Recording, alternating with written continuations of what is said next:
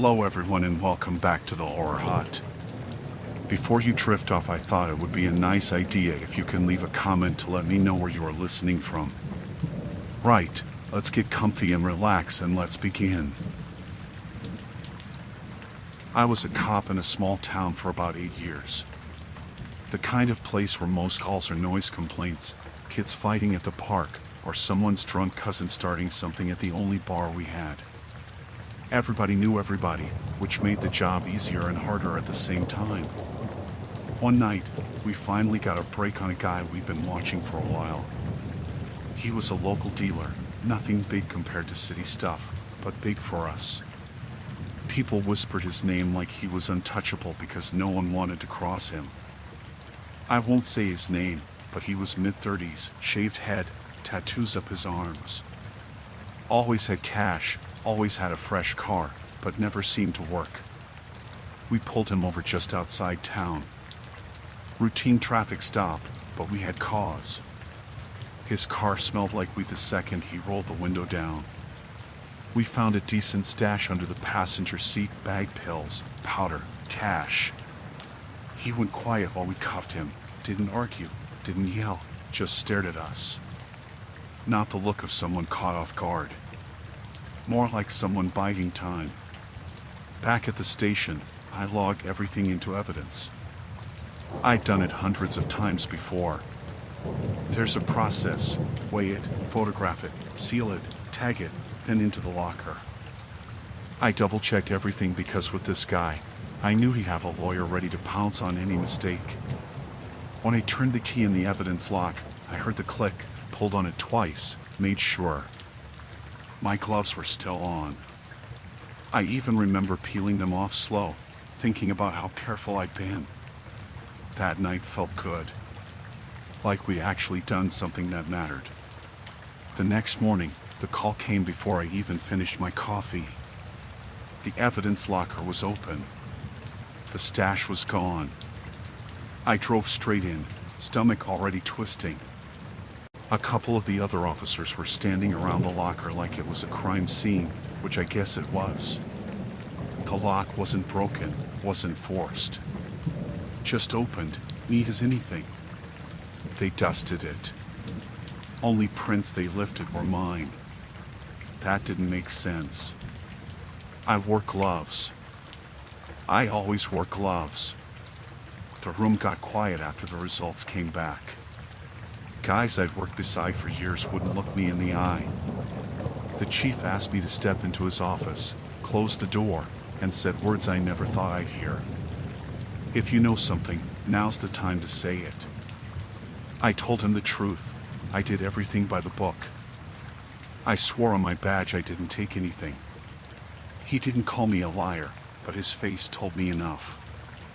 By that evening, word was around town.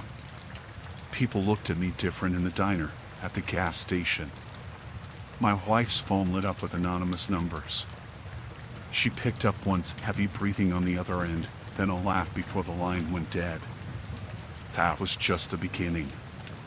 The first night after, I couldn't sleep. Every time I closed my eyes, I saw the dealer's face, come in the back of the squad car. Around 2 a.m., I heard tires slow rolling past the house. Not unusual on our street, but these stopped out front. Headlights stayed on for maybe 30 seconds, then clicked off. I peeked through the blinds. Dark sedan, couldn't see inside. Sat there another minute before pulling away without a sound. The next day, my wife noticed small things. Back gate unlatched. Trash can pushed against the garage like someone had stood on it. She swore the sliding door on the porch was unlocked that morning, though I knew I'd locked it the night before. I started checking windows twice, sometimes 3 times. Every click of the lock felt too soft, like it could be undone just as easily. At work, nobody said much. That was worse than yelling. The silence, the sideways looks, the sudden stops when I walked into a room.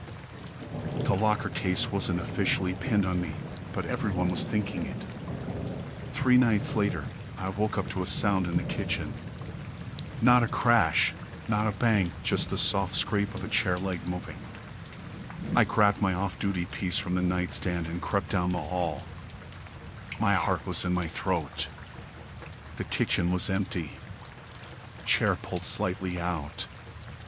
Window above the sink open 2 inches. Cold air curling in. I checked every corner of the house, every closet.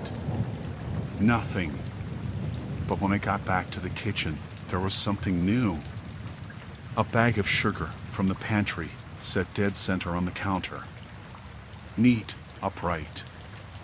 I couldn't explain that. I still can't. The next day, the dealer was out on bail. I saw him on Main Street, standing outside the hardware store, talking to someone.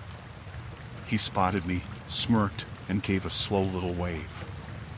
Like we were in on a joke together.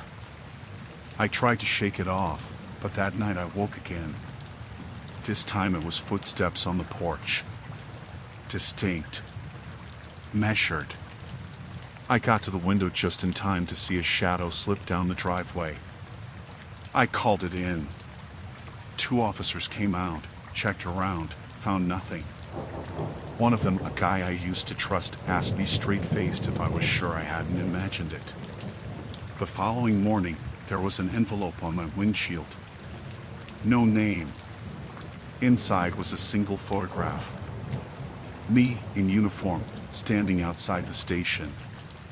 The angle was from across the street, zoomed in. I had no memory of anyone taking it. I didn't tell my wife about that one. Over the next week, I found 3 more envelopes. Each had a photo, me pumping gas, me walking into the grocery store, me standing in my own driveway. Always from a distance, always dead on like they wanted me to know they were there.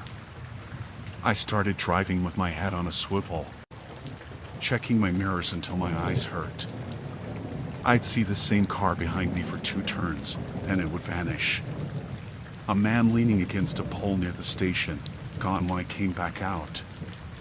One night, I left late from the station, around midnight. The parking lot was empty except for my car. As I unlocked the door, I noticed dirt smeared across the back bumper, like someone's handprint dragged along it. When I got home, I told my wife we had to go stay with her sister for a while. I didn't tell her about the dirt or the photos. Just said things felt off. She didn't argue. The final straw came 2 days later. I stopped by the station early, before shift, and went straight to my locker. Inside, on top of my folded uniform, was a single clear plastic evidence bag. Empty, but sealed. My name and badge number written on the tag. No one saw who put it there. No one admitted anything. The cameras in the hallway malfunctioned that morning. That was when I knew. This wasn't just a dealer. This was bigger. Someone on the inside was helping him, and they wanted me out of the way. I resigned a week later. Packed up my house and left town with my wife. Haven't been back since. Even now, years later, I check every lock twice before bed. Some habits don't fade.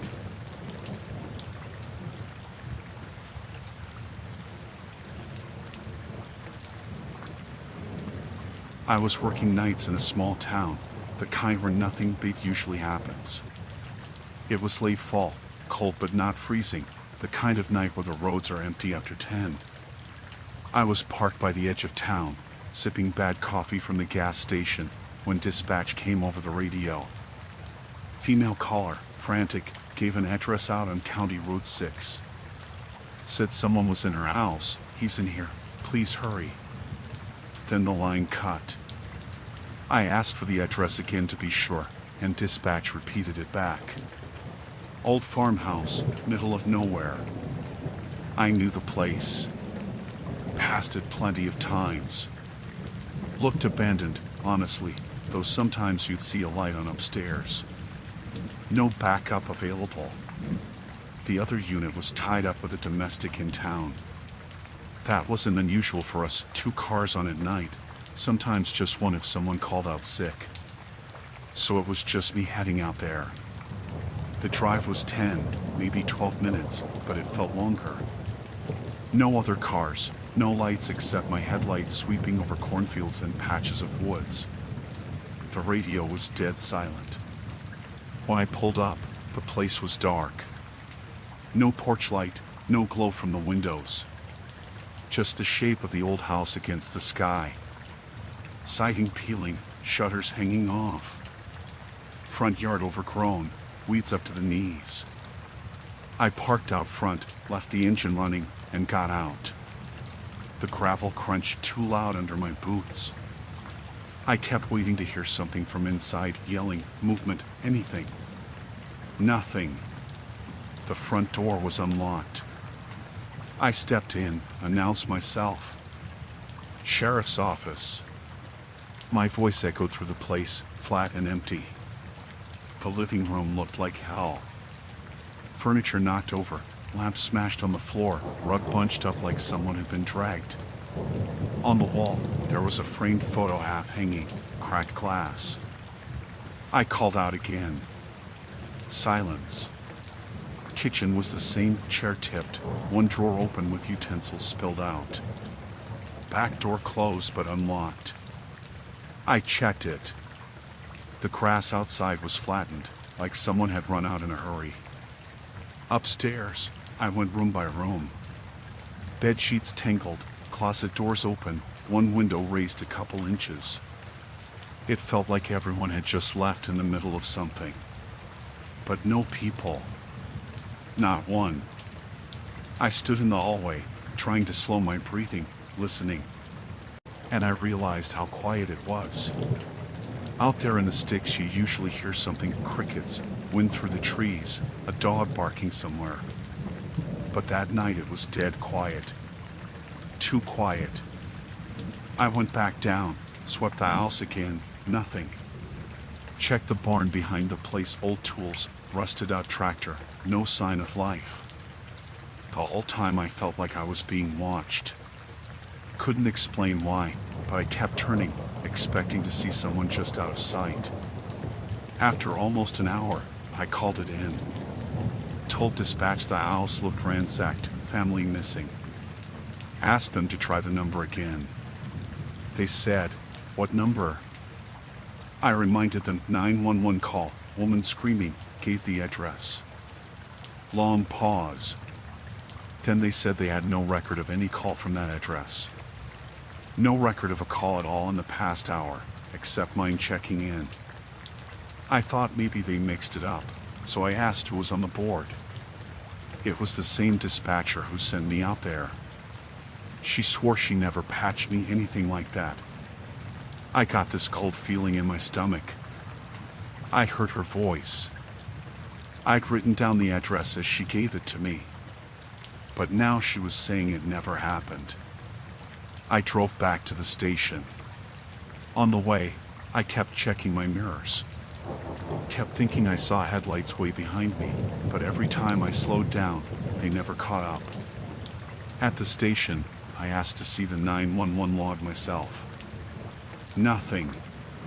No incoming call from that number, that address, nothing even close. I started doubting myself. But I had the address scribbled on the notepad in my unit. I had my report on the radio when I arrived at the farmhouse. It was real. The chief told me to let it go. Said maybe kids messing with me, maybe interference. But kids don't fake an entire house tossed like that. I drove back the next day, in daylight. The house looked different. Same place, but clean. Furniture upright, lamp fixed, no broken photo. Like nothing had happened. Dust on the windowsills, cobwebs in the corners. No sign anyone lived there. I asked around. Neighbors said the house had been empty for years. Some distant relative owned it but never came by. That didn't line up with what I'd seen. Sheets worn like someone had been sleeping in them, grass bent down like someone had run through it. That night, I couldn't sleep. Every noise outside had me sitting up. Around 3 in the morning, my personal phone rang. Unknown number. I answered, half asleep. On the other end, silence. Then the faintest sound, like someone breathing into the line. I hung up. The next day, the number didn't trace back to anything. No record on my bill.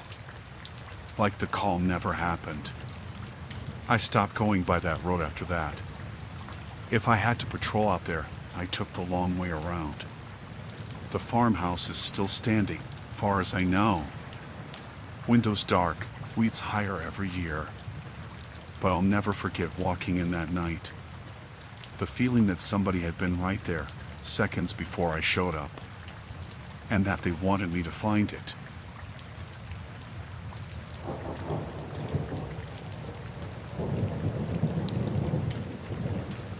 I was only a couple months into the job when I started noticing things that didn't sit right. It was a small sheriff's office, maybe 15 of us total, most of them guys who'd been there forever. I was the rookie, fresh out of the academy, trying not to screw anything up. At first, it was little things. I'd ride along with different deputies, and sometimes we'd get called to a bar fight or a noise complaint at a business, and instead of handling it, they'd go inside, have a quiet talk with the owner, and suddenly everything was handled. No arrests, no reports. Just a handshake and we'd leave. One night, I went with one of the senior guys to a diner out on the edge of town. The place looked fine, no reason to stop. He told me to stay in the car. I watched him go in, sit down in a booth with the owner, and slide something across the table. When he came back, he acted like it never happened. I didn't say anything at first. I figured maybe I didn't understand how things worked in a small town. But then I started noticing the cash. Deputies always had cash. Rolled up bills for coffee, for gas, for lunch. Guys who complained about being underpaid still throwing 20s around like nothing. One night on patrol, another deputy asked if I was in yet. I asked what he meant. He gave me this grin and said, "Don't worry, they'll talk to you when it's time." That made my stomach turn. The talk came a week later. My sergeant pulled me into the locker room after shift. Told me straight up that the department had an arrangement with certain businesses. They paid us. We made sure no one bothered them. I said, "Like protection money?" And he looked me dead in the eye and said, "Don't call it that. It's just how we keep things quiet." I told him I wasn't comfortable with it. He didn't argue. He just nodded like he expected that. Said, "Think about it." The next week, things got strange. My locker was open one morning when I came in. Nothing missing, but my stuff was moved around. My boots were upside down, uniform shirt crumpled in the corner. No sign of forced entry. The lock wasn't broken, just open. On patrol, I kept feeling like I was being followed. I'd see headlights in my rearview mirror, same car trailing me through empty streets at 3 a.m. But when I turn around, it would be gone. I started getting calls at home. No one on the other end. Just silence. Sometimes a faint click before it hung up. One night I came out of the grocery store and found my car door unlocked. I knew I had locked it. I checked the glove box and found a single cigarette but sitting inside. I don't smoke.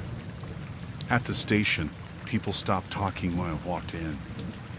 Guys I used to sit with at lunch now kept their distance.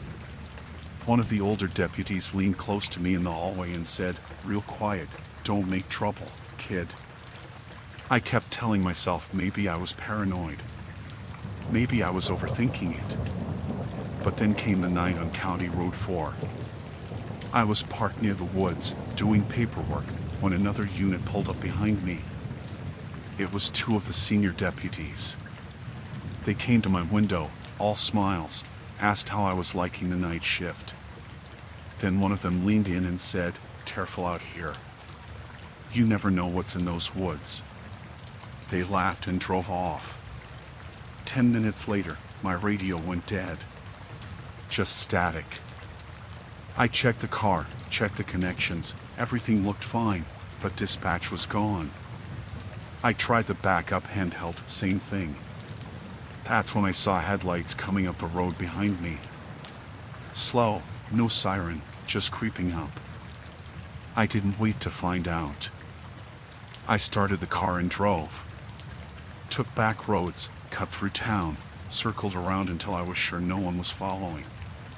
When I finally got my radio back, dispatch swore they never lost contact with me. Said they'd been calling me all night. The next morning, I found a bullet casing on my front porch. I didn't report it. I didn't tell anyone. I just picked it up, put it in a drawer, and sat there staring at it. I thought about quitting, but I knew if I just walked away, it wouldn't end. These guys weren't going to let someone who knew about their racket just disappear. So I played dumb. I kept my head down, nodded along, acted like I was tired and distracted. I stopped pushing back. It worked, at least enough to keep me breathing. The weird stuff slowed down. The phone call stopped. I still caught guys watching me, but no one said anything outright. After 6 more months, I transferred. Put in for a department across the state. I didn't tell anyone until the day I left. On my last shift, I cleaned out my locker. The lock was busted clean through, like someone had pried it open. Inside, sitting on the shelf, was a folded up piece of paper. No writing, just a Polaroid photo. It was my car, parked in my driveway, taken from the tree line across the street.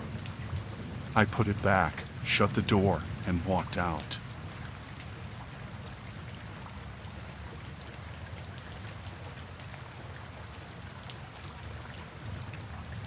The first one that went missing was a guy named Alvarez. He'd been arrested for stabbing someone outside a bar. I wasn't on the arrest, but I did the paperwork when they booked him. Big guy, tattoos on his neck, bad attitude. He was supposed to go to trial in a couple weeks. Then one morning we got told he never made it to his arraignment. Just vanished. At first, everyone said he probably skipped. Bonded out and ran. It happens. But his car was still at his place. All at 2. No sign he packed anything. Then a month later, another one disappeared. Guy named Benton. He beat his girlfriend so bad she had a broken jaw. Same thing out on bail, then gone before trial. His truck got found parked behind the old feed mill, keys still in the ignition. That's when I started paying more attention. People in town weren't upset about it. If anything, they seemed relieved. A couple of business owners even joked about how the trash was taking itself out. I didn't laugh. Something about it felt wrong. The third one was different. Name was Harper. He got picked up for armed robbery. He wasn't out on bail. He was in our holding cell. I was on duty that night. I went back to check on him around midnight, and he was gone. Cell door locked, cameras conveniently not recording. That one made my stomach drop. The sheriff called an all-hands meeting the next morning. He stood at the front, red in the face, saying there'd be an investigation. But half the guys were smirking, like it was some kind of inside joke. One of the older deputies muttered, "About time someone cleaned house." I asked around. Nobody had seen anything. Nobody had heard anything. But the way they looked at me when I asked made my skin crawl. Like they knew something I didn't. For a while, I told myself it could still be a coincidence. But then I found something. It was late, maybe 2 a.m., and I was going through reports in the squad room. Most guys had gone home. I went to make coffee, and when I came back, one of the case files was gone off my desk.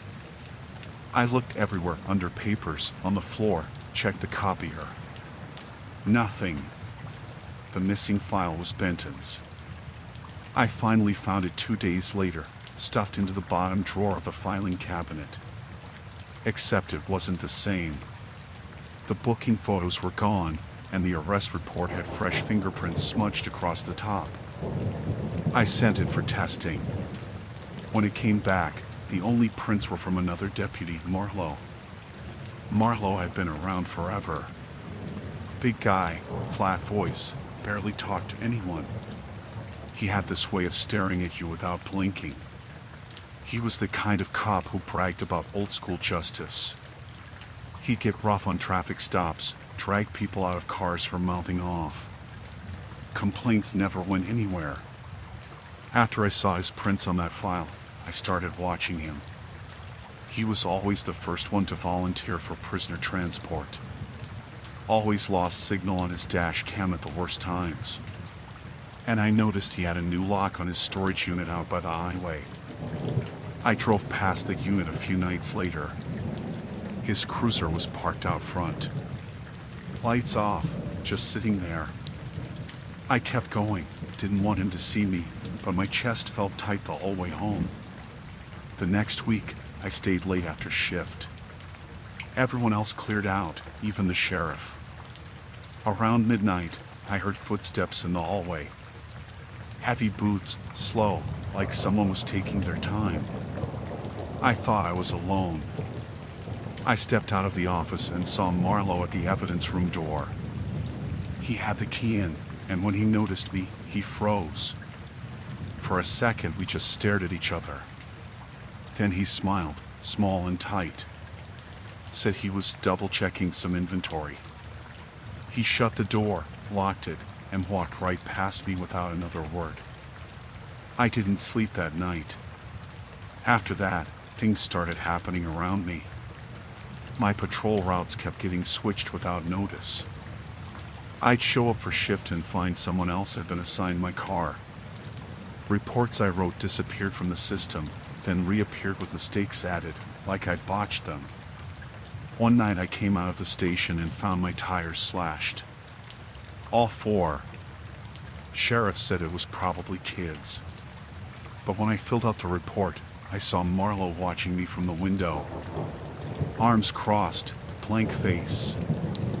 I thought about going to state police, but I didn't have anything solid. Just suspicions. Fingerprints on a file wouldn't mean much if the whole department closed ranks. And I was starting to realize that more than just Marlowe knew. The smirks, the silence, the way people avoided answering questions, it felt like most of them were in on it, or at least willing to look the other way.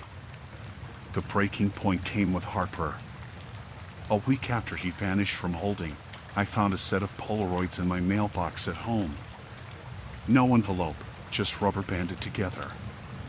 They showed Harper tied to a chair in what looked like a basement. His face was swollen, shirt ripped open, blood on the floor under his feet. The last photo was of the same basement, empty chair, no Harper. I drove straight to the station. When I walked in, Marlowe was leaning against the front desk, talking to another deputy. He saw me, and I swear his mouth twitched like he was holding back a grin. I didn't show anyone the photos. I burned them in a coffee can in my backyard that night. My hands shook the whole time. After that, I made a plan. I called in a favor from a friend who worked in a neighboring county. Told him I needed a transfer, fast. I didn't care about the pay cut. I just wanted out. The last week before I left, I kept my head down, barely spoke to anyone. But on my final night shift, I got a call. No ID, just a voice I didn't recognize. Low, flat, almost calm. "You're making the right choice," the voice said. "You don't belong here." Then the line went dead. When I cleaned out my locker the next morning, there was a single item sitting on the shelf that I hadn't left there. A Polaroid photo. It was me, sitting in my patrol car, taken through the driver's side window at night.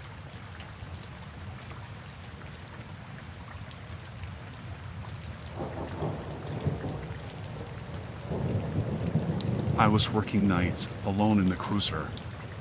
Out in our county, that wasn't unusual. One deputy could cover half the district after midnight, since it was mostly farmland and two-lane highways.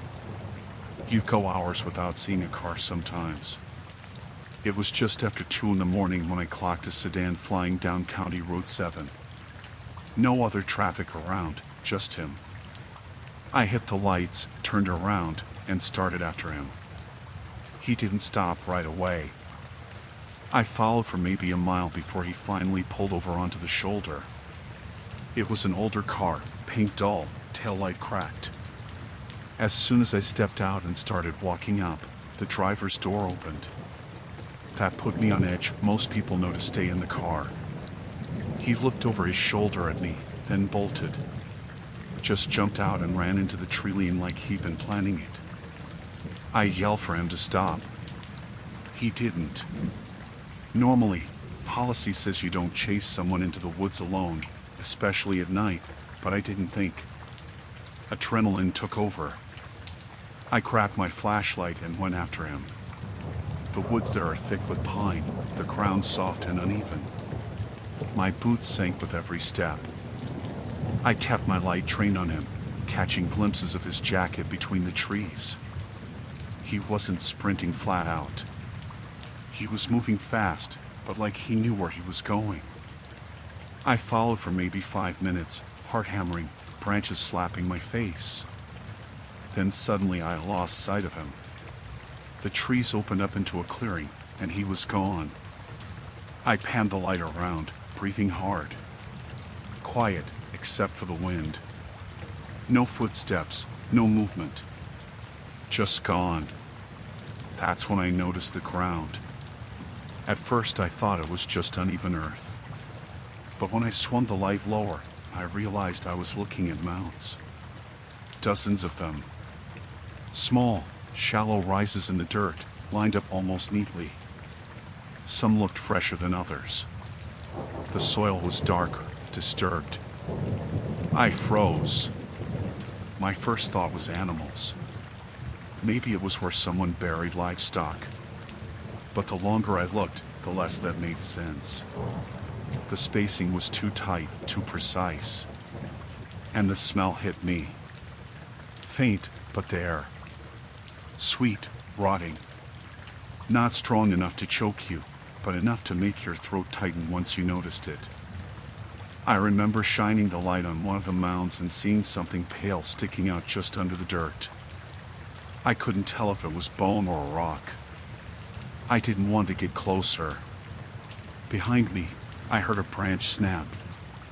I spun around with the flashlight and gun raised, but the beam hit nothing but trees. My hands were slick with sweat, pulsed so loud it drowned out everything else.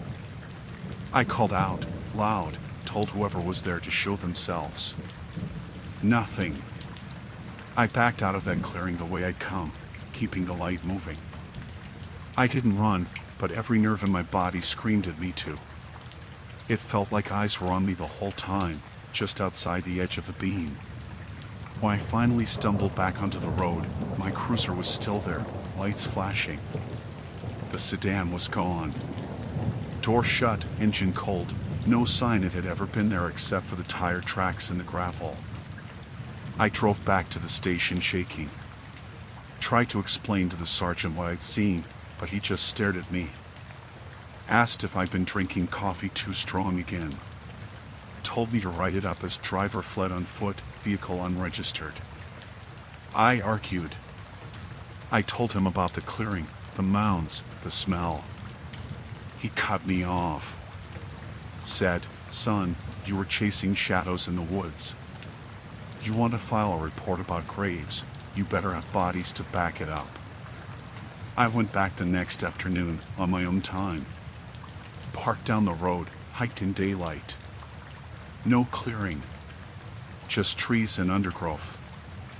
I walked in circles for hours, retraced every step I thought I'd taken. Nothing. No mounds. No smell. I started to doubt myself.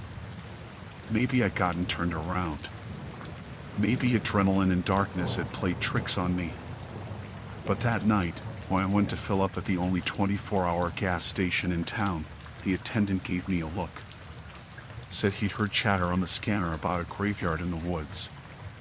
Asked me if it was true. I never told him.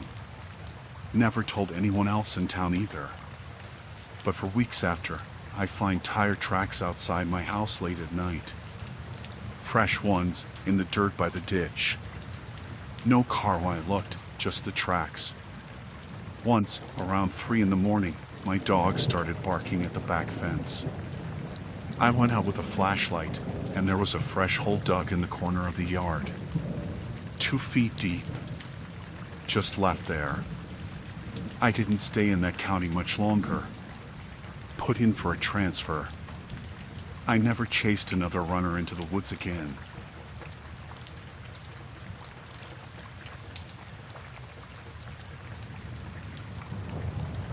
I was still pretty new on the job, maybe a year in, when this happened.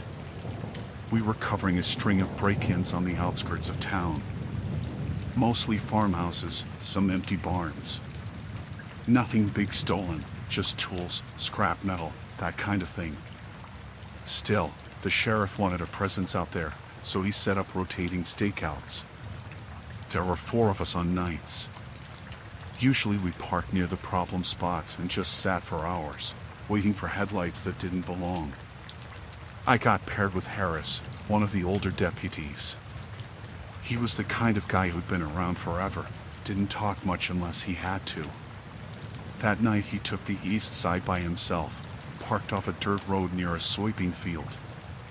I was a few miles away watching an old feed store. We checked in on the radio every half hour, standard. At first it was normal. I heard him crack jokes about how dead the night was, how he could have just stayed home.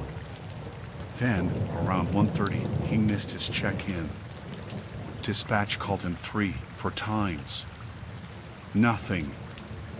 I figured he'd fallen asleep in the cruiser. It happened. But after another 20 minutes, the sheriff told me to swing over and check. The field where he parked was way out, no houses, no lights, just dirt road and rows of crops stretching into blackness. When I pulled up, I saw his cruiser right away. Emergency lights were still flashing, red and blue bouncing off the trees. Engine running. Driver's door shut. But no Harris. I remember thinking maybe he'd gone out on foot. But he hadn't radioed it, and protocol was to never leave the car without saying something. I walked up slow, flashlight in one hand, other hand on my holster. The driver's seat was empty. His coffee was still in the cup holder, steam long gone. His radio mic dangled off the dash, static hissing. I leaned in, called his name. Nothing. I checked around the car. His shotgun was still locked in. Flashlight was gone from its mount, but that was it. No footprints in the dirt except his, leading toward the field.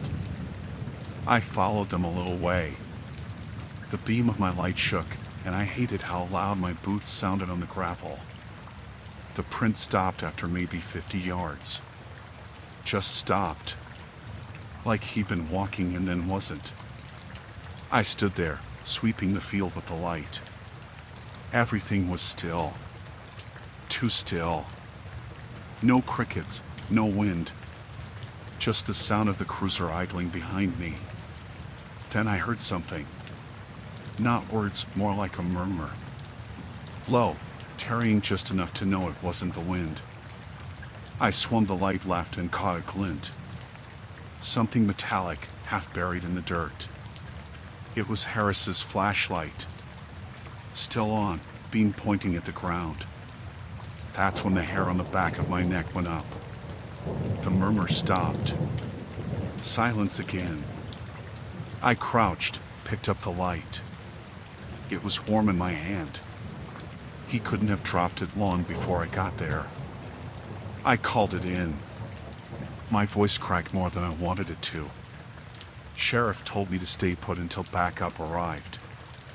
I didn't argue. I backed up toward the cruiser, slow, flashlight swinging over the crops. I kept expecting someone to break the line of trees, but nothing did. It took them 15 minutes to get there. Longest 15 minutes of my life. When the others showed, we spread out. Walked the field, the ditch, the tree line. Harris was nowhere. No struggle, no blood, no signs of where he'd gone. Just gone. They towed the cruiser back to the station at daylight. I stood there while the sun came up, watching the flashing lights fade in daylight. I kept thinking about the engine running, like he'd meant to come back in a second. For weeks after, the case consumed everything. State police came in, interviews, searches, the whole thing. Nothing. No one saw a strange vehicle. No one heard a gunshot. It was like he'd stepped out of his own skin and disappeared. But I know what I heard. That low voice, somewhere past the crops. Someone else was out there with him. The part I've never told anyone, a few nights later, when I was driving that same stretch on routine patrol, I saw headlights in the field. Just for a second. Far out, where the rows dipped down. By the time I slowed and looked again, they were gone. No tracks, no lights. I never went back out there alone again.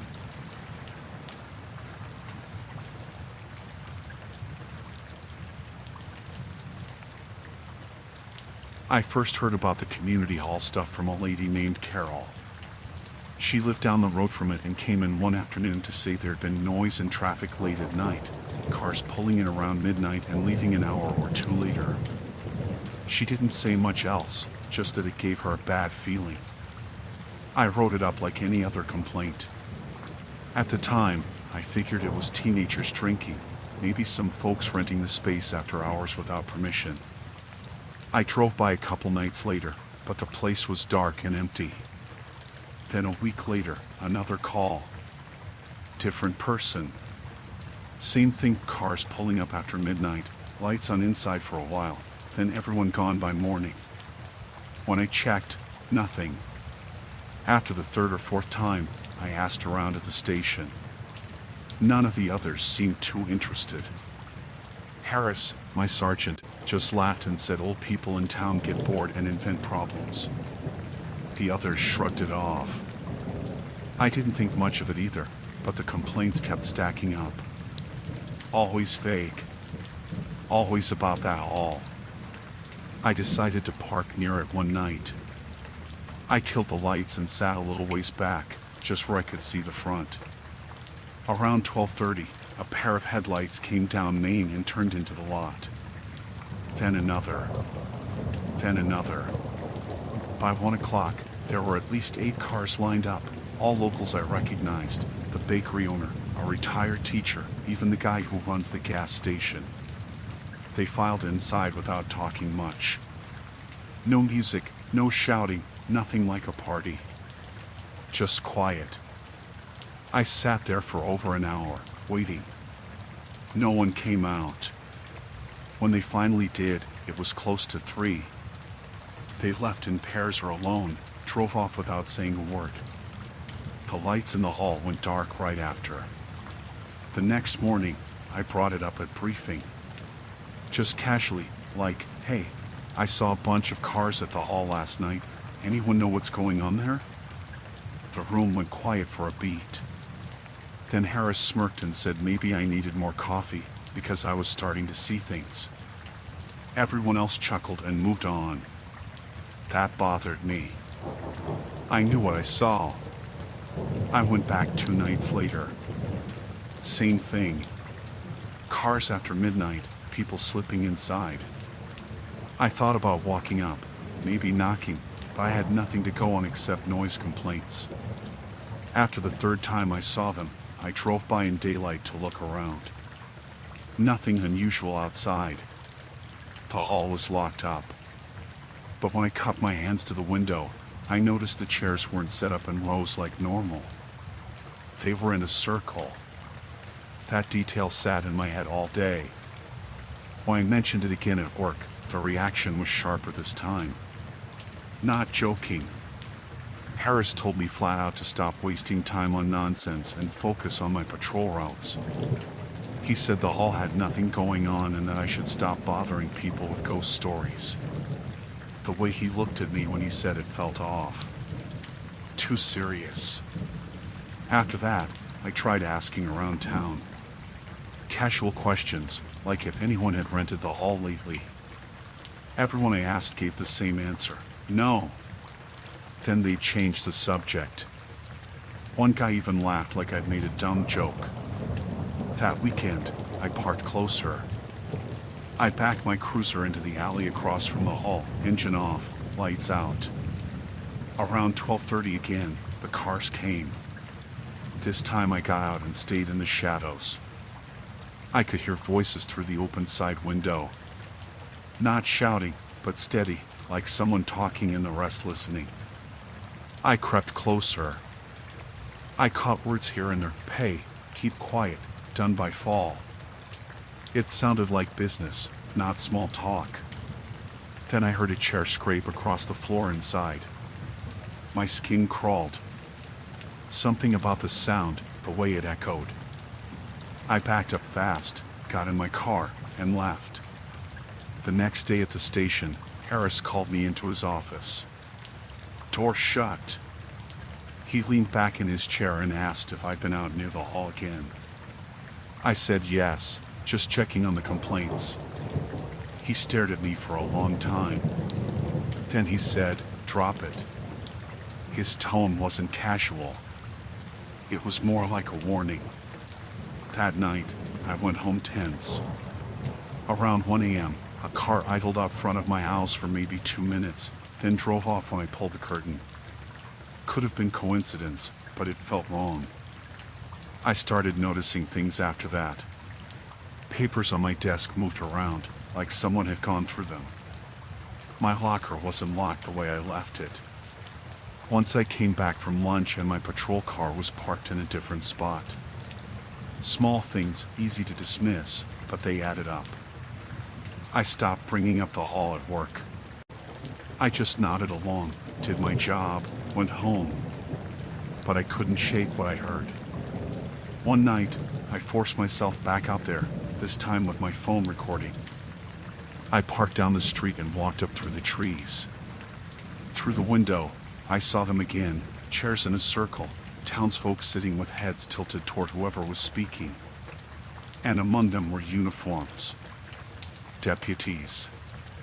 2 of them. I froze. It hit me all at once, the reason the complaints went nowhere, the reason everyone denied it, the reason Harris warned me. They were in it. Whatever it was. I backed away slow, heart hammering. My boot cracked a branch. Voices inside paused. I didn't wait. I ran the long way back to my car, kept the lights off until I was 3 blocks away. That was the last time I went near the place. I don't know what they were doing, not exactly. Protection racket, money under the table, something else. I didn't want to know. What mattered was I was alone in that department. Everyone was in on it. I put in for a transfer a month later, said it was for family reasons. Harris didn't argue. He almost looked relieved. I never drove past that hall again.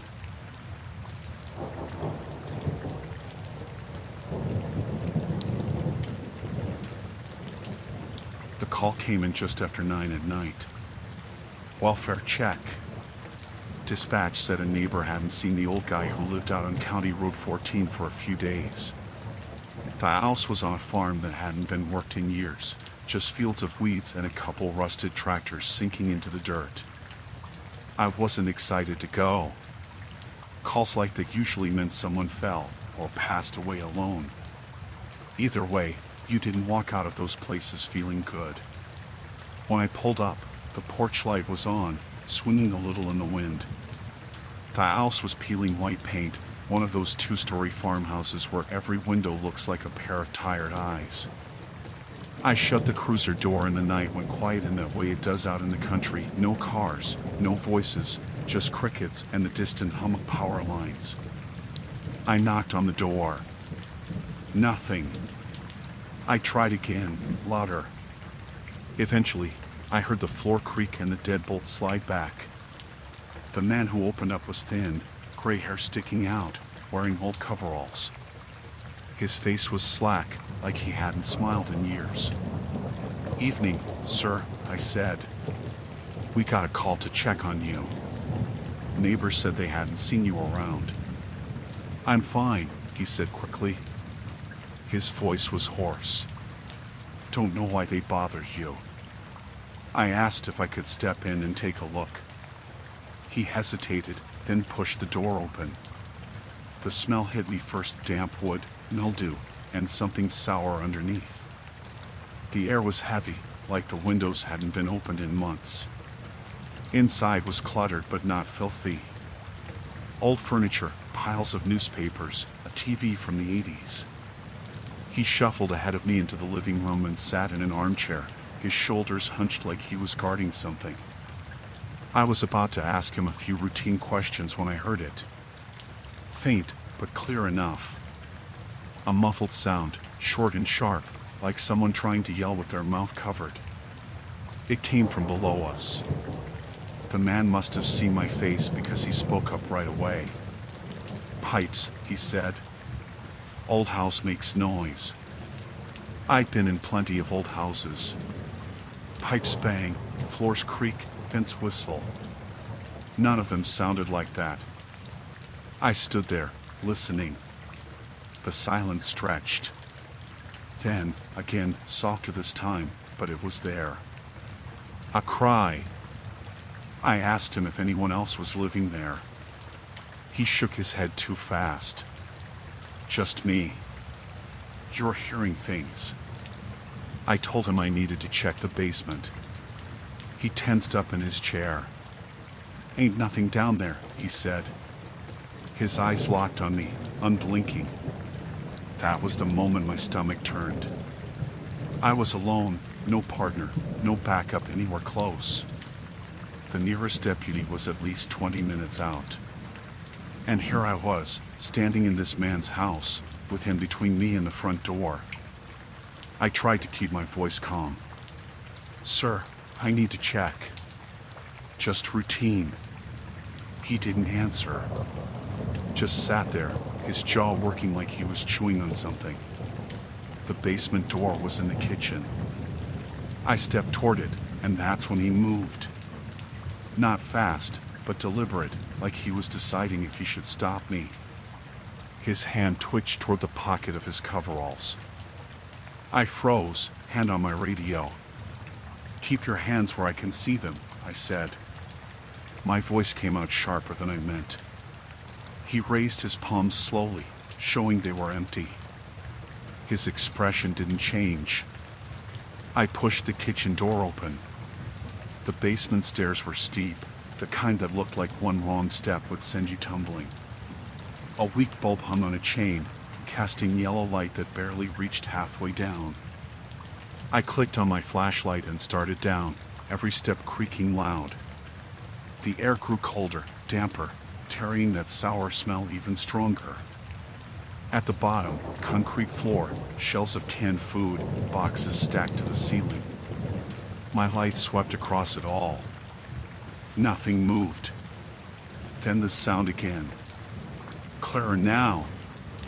A muffled cry, followed by pounding dull thuds against wood. It was coming from under my feet. I crouched, shining the light. In the far corner, half hidden behind a stack of crates, was a section of floor that looked newer than the rest. Fresh boards, different nails. No dust on them. I walked over, heart pounding, and set my hand on the wood. Another muffled voice came up through it, desperate, choked. I keyed my radio. My voice shook when I called in possible confinement. I need backup at County 14, Old Farm, immediately. Dispatch started to answer, but the radio hissed, then went dead. Just static. I lifted it again, tried twice more. Nothing. Above me, the floor creaked. Slow steps. He was pacing. I backed toward the stairs, keeping my light on that corner of the floor. I was weighing options. Do I try to rip it up myself, or get out and wait for backup? If I left, whoever was down there might not last. If I stayed, I might not either. The steps upstairs stopped. The silence was crushing. Then the basement door at the top groaned. He was standing there, shadow cutting across the light.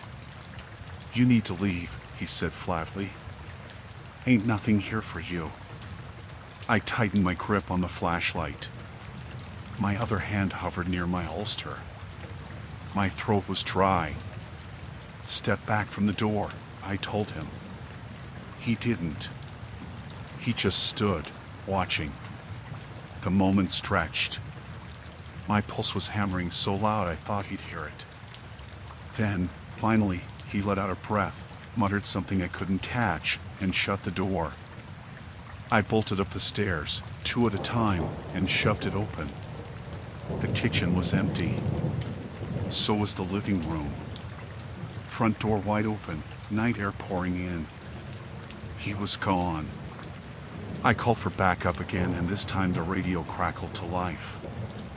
My voice came out too loud, almost panicked, as I gave the address again. When the others finally arrived, we pulled up the floorboards in the basement corner. Underneath was a pit, maybe 4 feet deep. Inside were 2 people, a man and a woman, both bound and gagged, eyes wide and wild when the light hit them. They were weak, dehydrated, but alive. We got them out, called EMTs. The old man was never found. His truck was gone, his things left behind. It was like he'd vanished into the fields.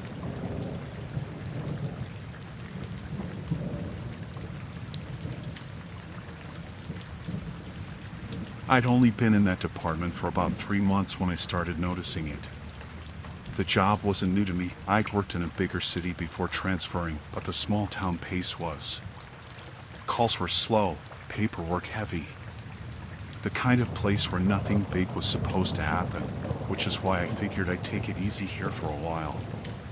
When I had downtime, I'd dig through case files to get a sense of the history. Unsolved burglaries, assaults, even a couple missing persons going back years. Most of them were thin, no evidence, no suspects, just names and dates. But after the first week of going through them, something started nagging at me. At first it was small. One report on a bar fight left out the injured guy's last name. Another missing person file listed family members but left the parents' contact section blank. Then, flipping through half a dozen more, I realized they all had the same halt. The victim, every time, was either Hispanic or Native, and the details that should have been there weren't. Background, family, anything that would have made them traceable. It wasn't sloppy one-off paperwork.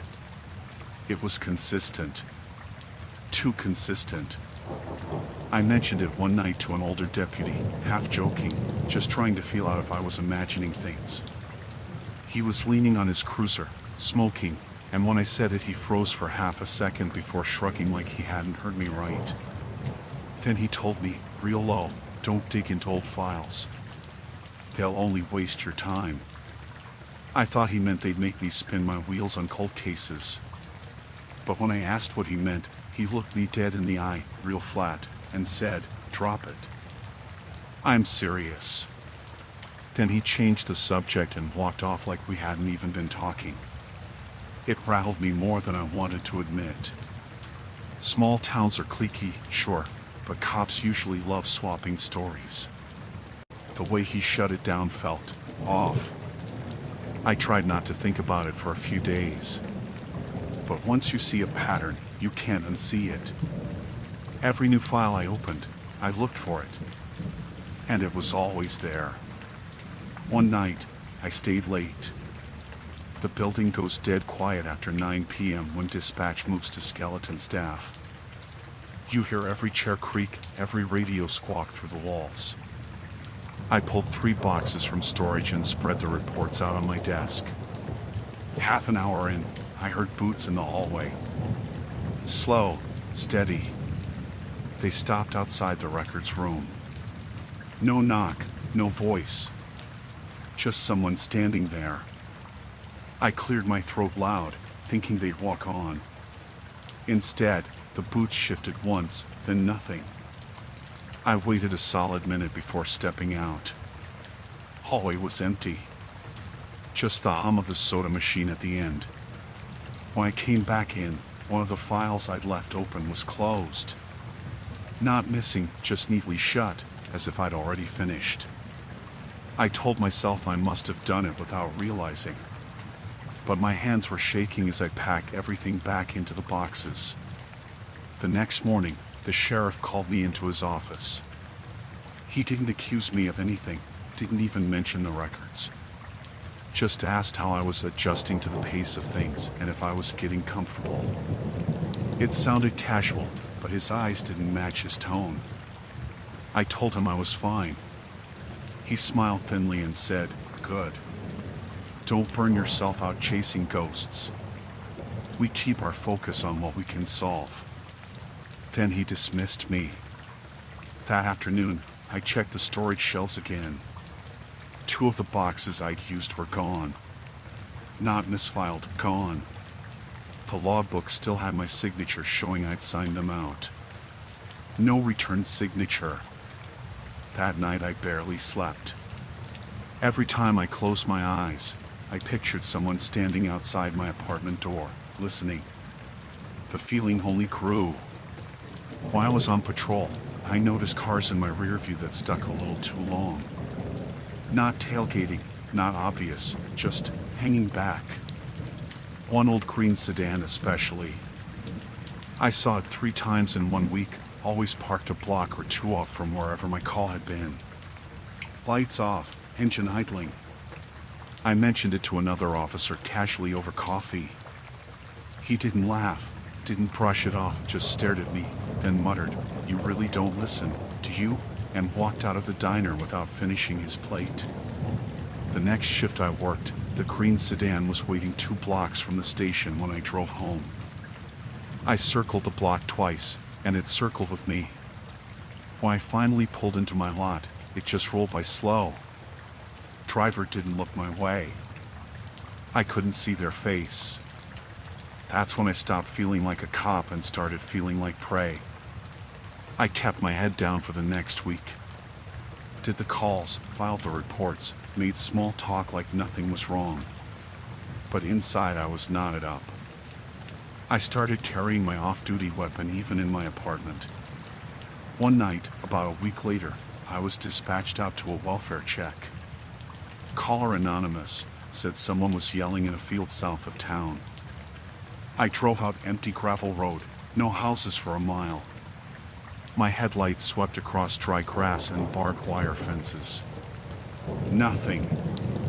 I keyed my radio to ask dispatch for a callback number. No record of the caller, they said. It had come in from a blocked line. I sat there with the engine running, lights washing over the field. Then I saw it, a figure at the far edge, right by the fence. Just standing. Too far to make out details, but they weren't moving. I stepped out with my spotlight. As soon as the beam hit the fence, the figure dropped out of sight, like they crouched or laid down. I didn't chase. I backed into my car, locked the doors, and drove straight back to town. When I got in, I wrote the bare minimum in the log. Checked the unfounded box. Closed the report. I knew then I couldn't stay. Not in that town, not with those people. I packed a bag that night, called in sick the next day, and drove 6 hours to a friend's place in another state. I didn't even quit formally, just left. A week later, I checked the department's public records page out of curiosity. That welfare check I'd been sent to, the report wasn't there. It wasn't anywhere. My name, my notes, gone like it never happened. That told me all I needed to know. Whatever's been going on there, it's not sloppy work, and it's not laziness. It's deliberate. And everyone in that department is in on it. I never went back.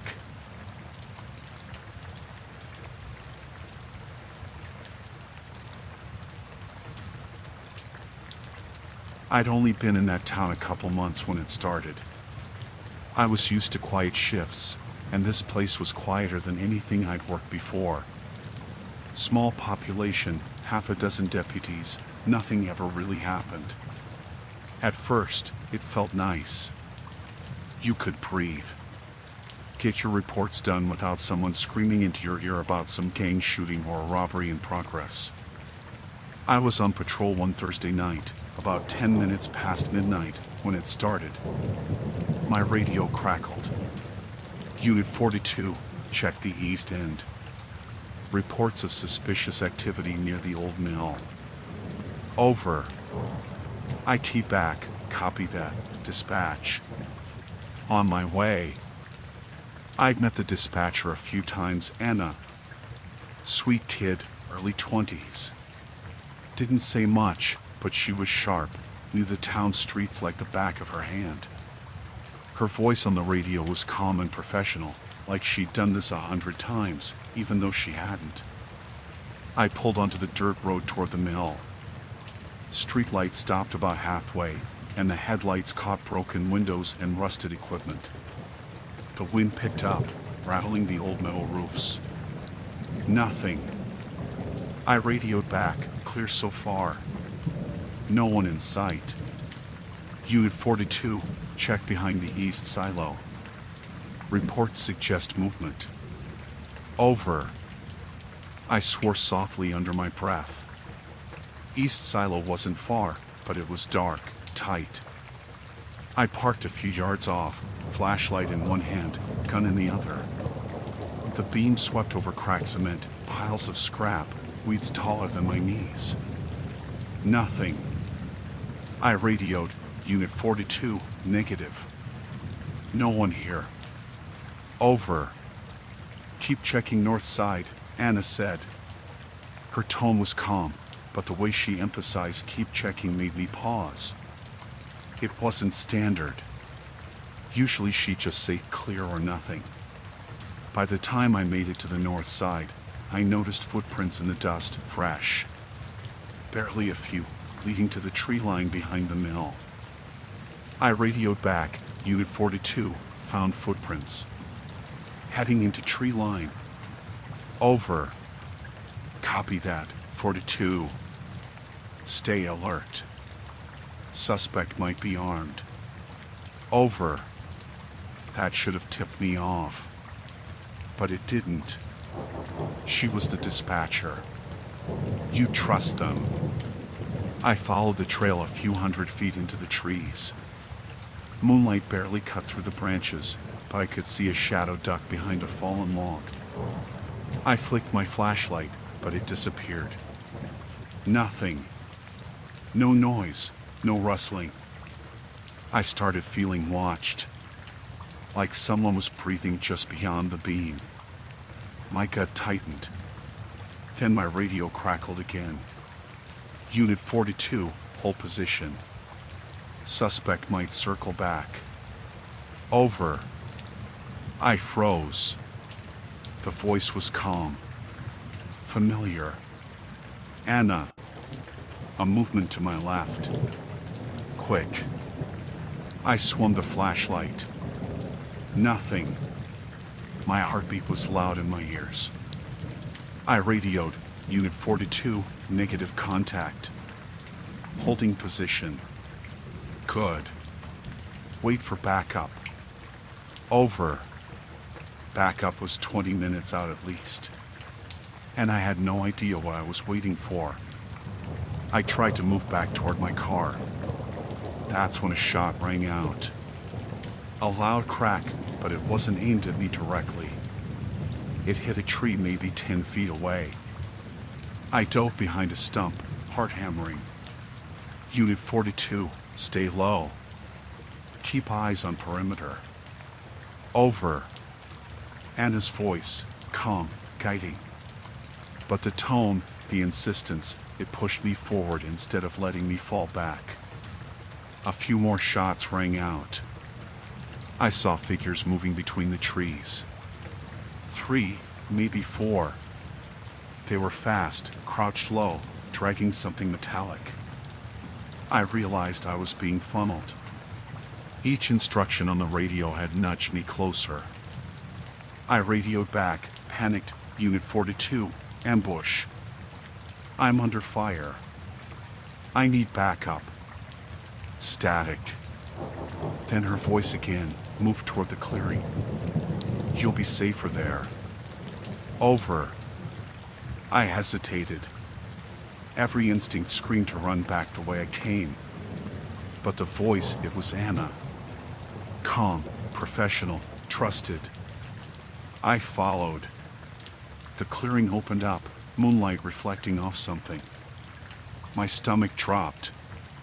Several men in hooded sweatshirts, guns in hand, were waiting. I dropped behind a log, ducking, heart in my throat. The next few minutes were chaos, bullets, shouting, the bark of my own pistol. I hit the ground, crawled, returned fire, trying to find cover. Every instruction that had been coming over the radio now made sense in retrospect. Every direction, every check over there, had led me straight into that clearing. Eventually, the chaos eased. The men scattered, probably realized they'd been seen. I stayed down, breathing hard, listening. No movement. No voices. When backup finally arrived, lights, sirens, the works, the clearing was empty. Shell casings, footprints, scattered debris. No suspects. I radioed in, voice trembling, clearing secure. Suspects fled. Over. Back at the station, I went to fill out my report. That's when I got the call. Sheriff's voice, tight and low. Are you sitting down? I frowned. Yeah, what's up? Anna's dead. Car accident. Last night. Around 10:30. I froze. My stomach dropped. 10:30? That's hours before my shift ended. Yeah, that's what the hospital says. But she was on duty. Radios show she was giving you instructions. I couldn't speak. Every word she'd said to me in the field, every nudge, every direction that had put me in danger, she'd been dead hours before. The sheriff didn't say much after that. He just asked me to log it and left the office. I stayed late that night, replaying every movement, every instruction. The direction to the clearing, the insistence on staying low, moving forward instead of retreating, it all lined up. Whoever ambushed me had to know Anna was dead, had to be listening in on the same frequencies, and they used it against me. Over the next week, I stayed on edge. Every call, every dispatch, I double-checked. I didn't move unless I knew the street, the location, the angle. The same pattern kept repeating. Leads I followed alone ended in empty barns, abandoned fields, shadows at the tree line. Each time I radioed in, static or silence followed. I started taking notes. Every time someone new came on the frequency. Every shift Anna's old frequency had been active. Eventually, I noticed a pattern.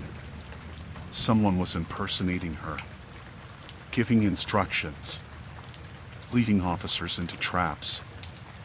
I didn't tell anyone. Who would believe it? A dispatcher guiding you into an ambush from beyond the grave? I kept my head down, made sure to work in pairs, and stayed aware. Every moment of that first night became training. Every ambush became a lesson. Eventually, I managed to make it through a shift without another incident.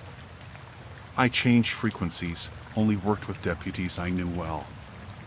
One night, I followed one of the imposters, caught them slipping a stolen truck into a garage outside of town. They saw me but fled before I could get close. I called backup and the truck was recovered. That was the first tangible evidence I had that someone was using Anna's voice as a weapon. Months later, the case went cold. I transferred out, quietly. Took a different department in another state. I still remember the voice, calm, guiding, familiar. The way it made me trust, made me move where I shouldn't. Every time I get on a new radio at work, I double check. I don't assume it's safe. Not ever. And sometimes, when I'm driving at night and the static hits, I swear I hear her voice again, calm, instructing. I just don't answer.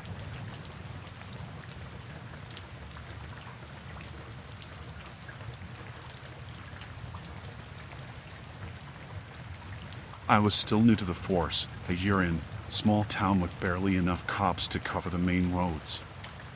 Nights were mostly quiet, calls about barking dogs, minor accidents, the occasional drunk passed out in the park.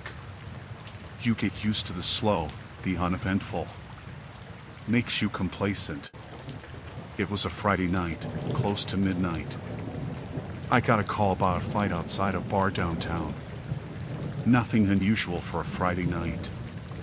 When I arrived, the scene was chaotic, a few people yelling, another guy bleeding from a cut above his eye. I separated the crowd, grabbed the suspect, a guy screaming at everyone, swinging his fists even after the victim had backed off. I cuffed him without incident and walked him to the cruiser. That's when I got a good look at his face under the streetlights. My stomach sank. The features, the way the jaw said it was him. The councilman. One of the oldest families in town, guy everyone's afraid to even criticize, let alone arrest. I blinked. Maybe a twin, right? Couldn't be him. Not possible. But the resemblance was uncanny.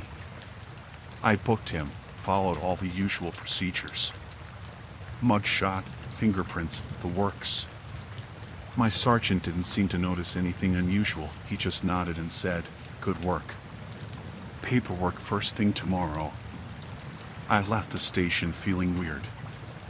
My gut was tight, uneasy, like something had shifted but I couldn't put my finger on it.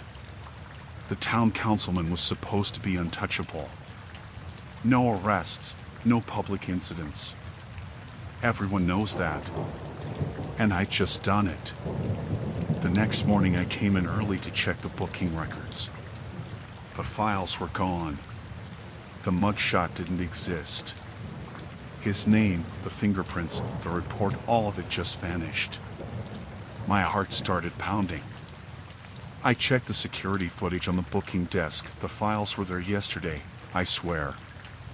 Now, nothing. I went to my sergeant's office. "Did anyone touch the records last night?"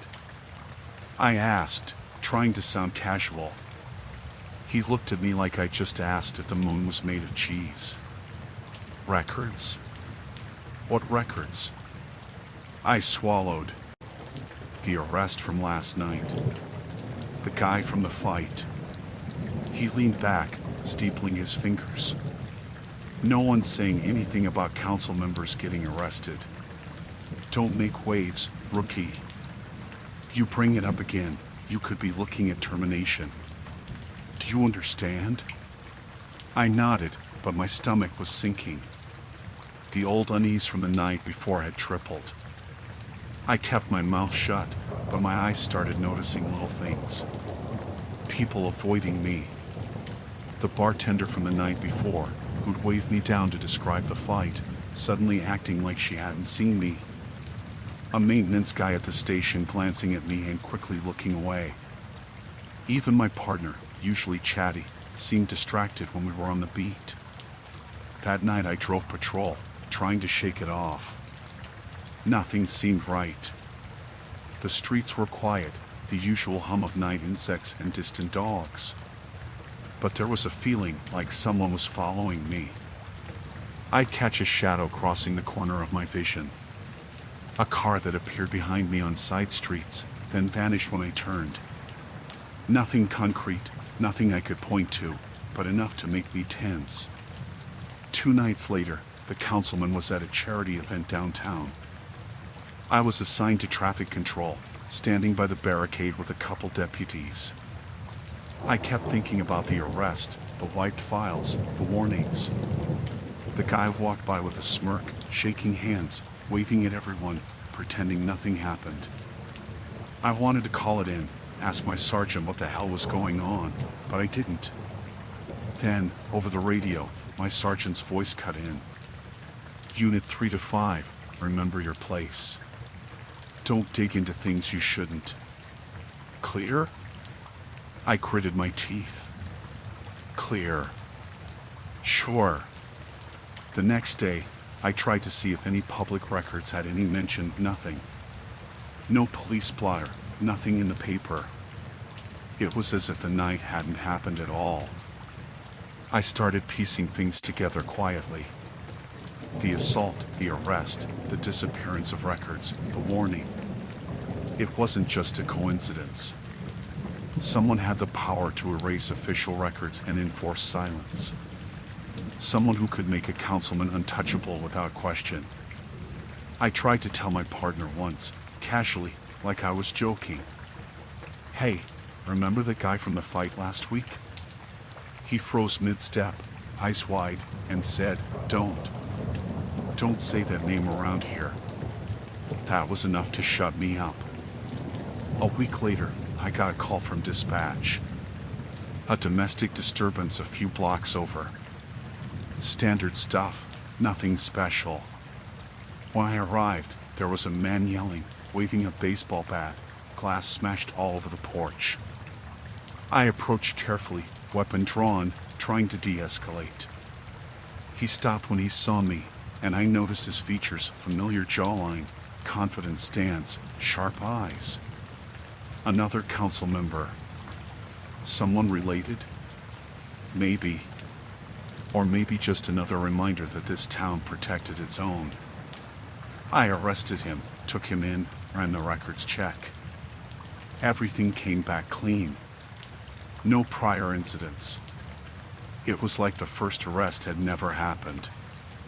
I realized then the first night wasn't a fluke. The records had been wiped, my career threatened, all to make a point. If I questioned the system, even quietly, there would be consequences. And from what I could tell, they were capable of anything. I went home that night and stared at the ceiling, thinking about the system I had joined. I had taken an oath, yes, but this wasn't justice. This was survival. Stay quiet, follow orders, avoid the untouchables. Otherwise, you'd disappear quietly like the files. I started keeping notes in a private notebook, things no one could access. Names, dates, odd behaviors. Small inconsistencies, someone tailing me in the evenings, cars parked outside my apartment when I didn't recognize them, whispers at the station that stopped when I entered the room. The feeling of being watched never left. Weeks went by. Every minor crime report I wrote, I double-checked. Every arrest, every record, every fingerprint, I made sure nothing overlapped with council members. Because even thinking about them the wrong way could cost more than just a job. Months later, I requested a transfer.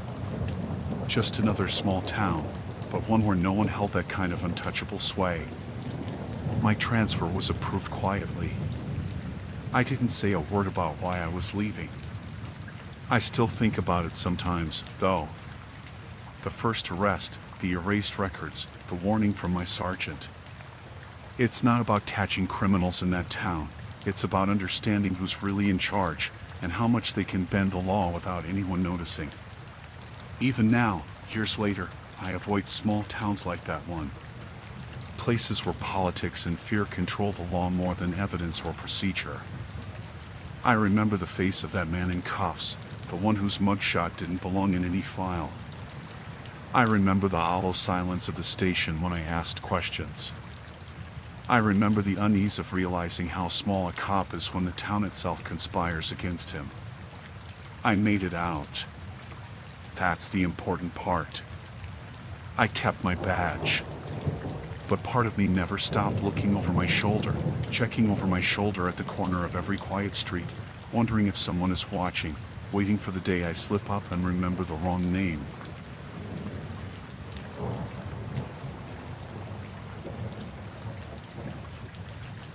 I was on night shift when the snow started. Not the light, pretty kind of snow that looks nice in movies. This was the kind that smothers everything, sticks to windshields, makes the roads vanish. We had a warning about a blizzard moving in, but in a town like ours, the streets don't shut down. People still drive, still get stuck. That's when the call came in. Some guy stranded on Route 16, near the old mill. Single vehicle, reported as just pulled off the road. I grabbed my coat, checked my radio, and headed out. Visibility was maybe 20 feet. The streetlights were barely cutting through the whiteout. The wind howled like it was alive. I found him crouched beside a pickup that looked half buried in snow. He waved when he saw me, almost too eager. "Hey, officer. Appreciate you stopping," he said. His voice was calm, nothing panicked, but the way he looked at me made my gut twist. Pale face, dark circles, like he hadn't slept in days. "Vehicle trouble?" I asked, keeping my distance. "Yeah, stuck, I guess." He didn't volunteer much else. I could see the snow had frozen to his jacket. I radioed dispatch to let them know I'd made contact and that I'd wait with him. Something about him was off. He didn't shiver. Didn't seem cold. He just stood there, leaning slightly, looking at me with this weird, empty focus. I tried to make small talk.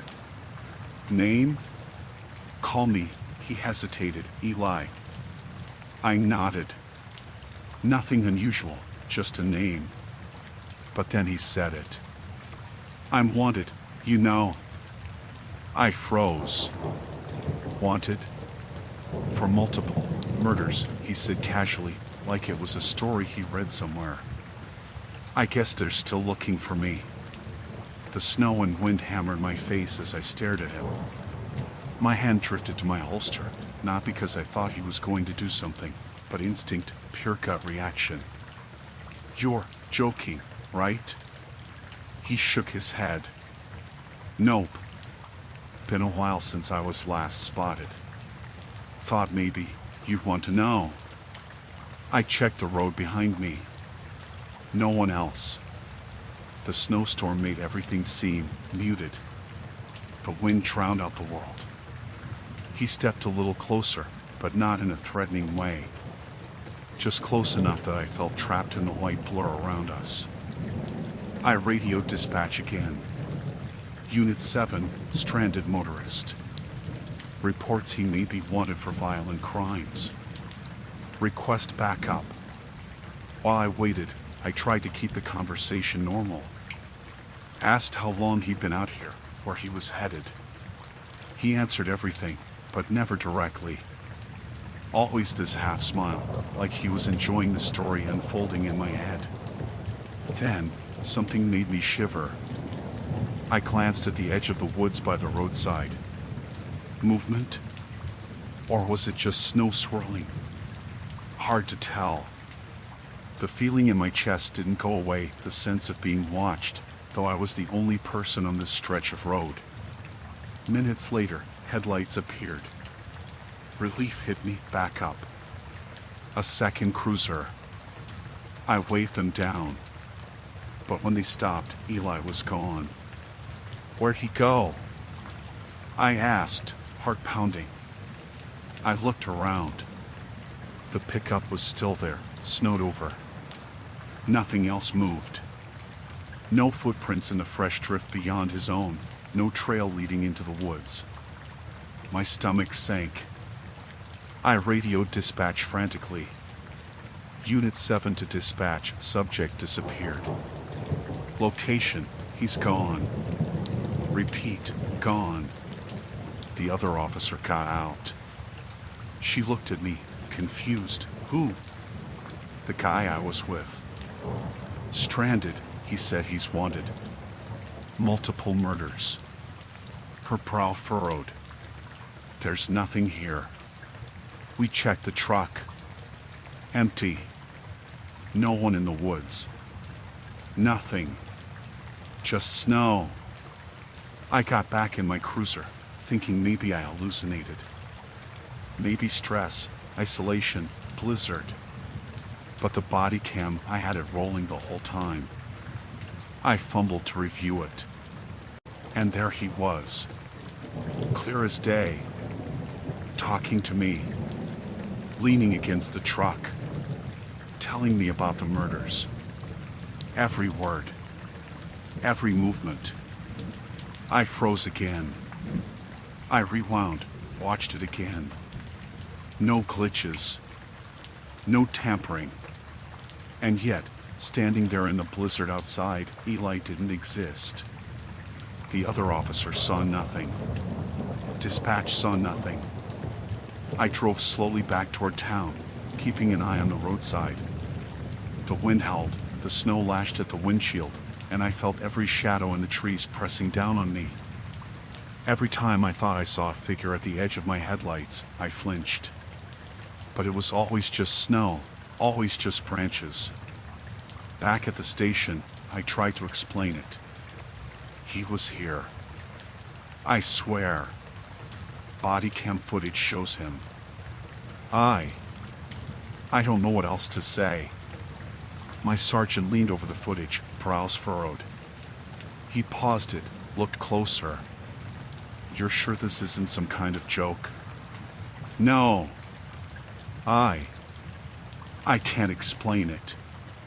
But he was here. He talked about multiple killings.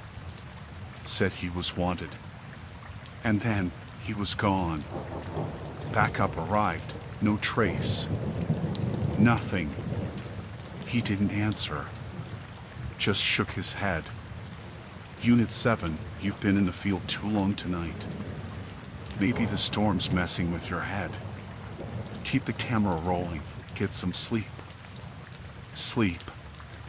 I wanted to, but the image of him stayed.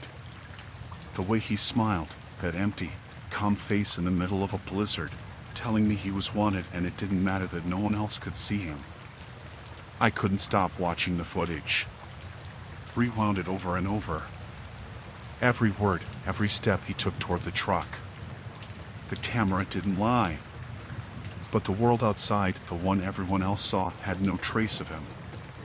After that, my nights changed. Every call, every abandoned road, every stranger asking for help, I approached with a knot in my chest. The woods outside town, the edges of fields, the space between streetlights, I felt watched. Always watched.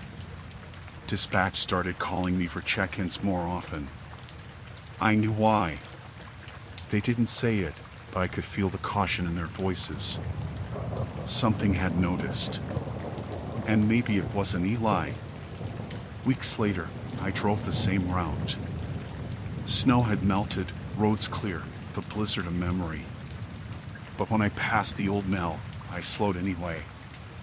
And for a second, I thought I saw him, pale against the trees, watching me as I drove by. I looked back, nothing. Just snow-streaked branches, sunlight glinting off ice. I kept the footage. On my personal hard drive. No one else knows about it. I don't talk about it. I don't bring it up. But every time a storm comes, every time I'm alone on a road at night, I feel the cold air press against me the way it did that night. And I know he's out there. Watching. Waiting. Or maybe just gone. But I remember him. And that's enough to keep me looking over my shoulder for the rest of my life.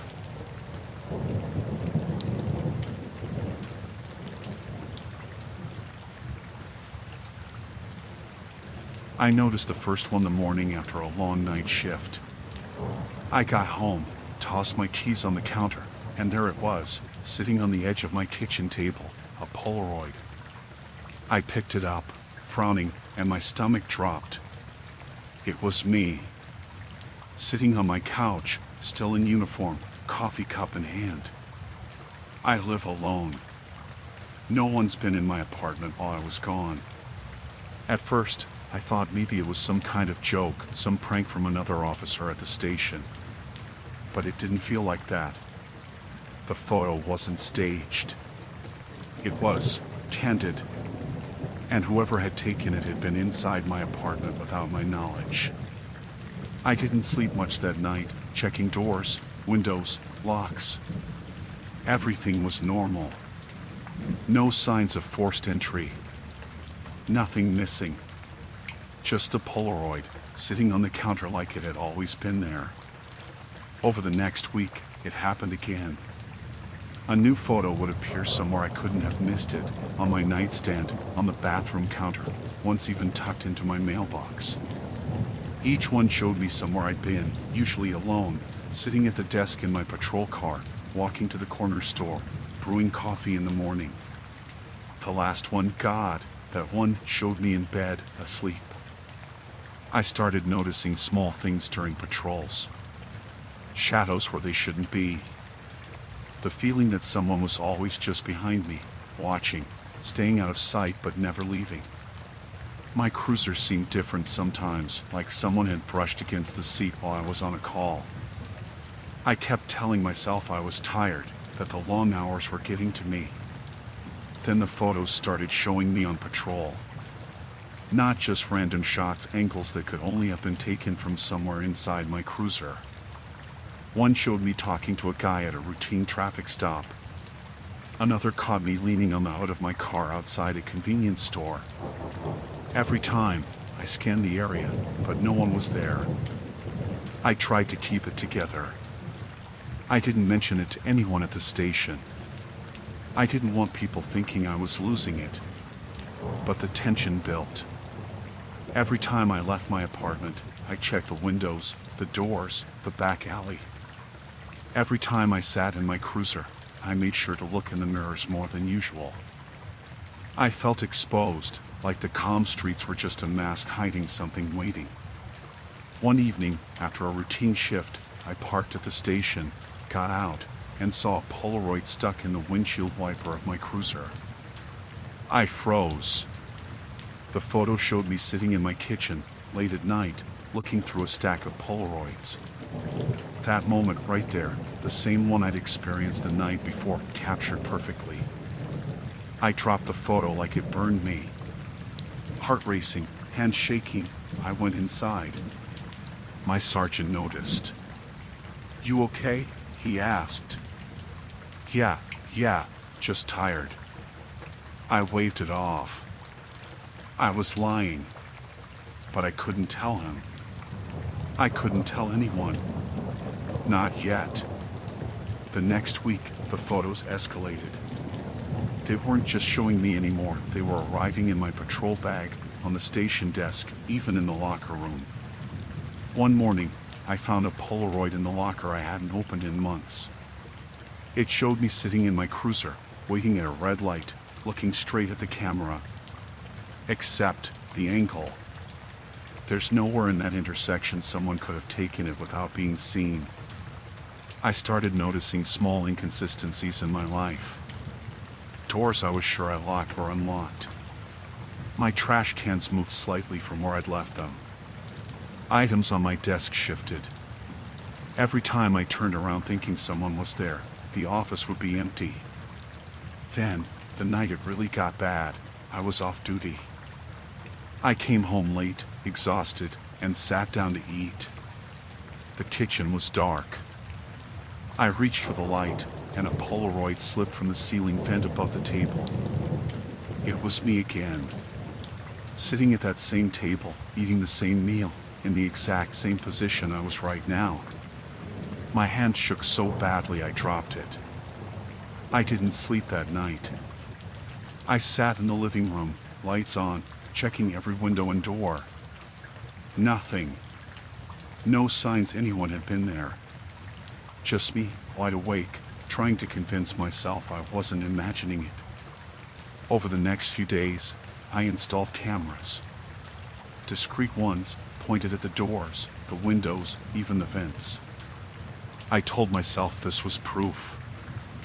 I'd catch whoever it was. And then came the first video. I checked it, heart thudding. It wasn't footage of a break-in or someone sneaking in. The video showed my kitchen, early morning, just me making coffee. Except, I was asleep in bed when the recording started. The footage caught me standing in the kitchen, alone, looking at the camera. I don't remember leaving my bed. I left the house that day. Didn't go back for hours. Drove the long way around, parked in a lit supermarket lot, tried to breathe. I called dispatch, told them I had a personal emergency, and just drove. When I came back, the Polaroids were gone. Every single one. The cameras? Clean. Nothing on the memory cards.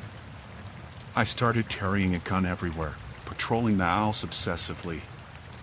I avoided leaving my apartment. I stopped going on foot patrols unless I had backup. Every shift, every call, I double-checked my cruiser, my station locker, my own apartment. Weeks passed.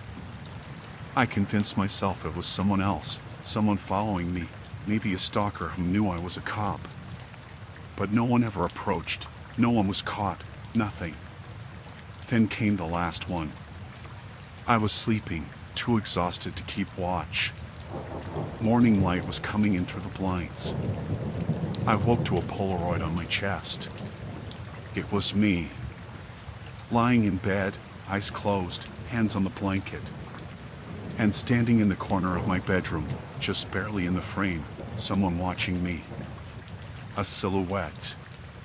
Human shape. I bolted upright. The room was empty.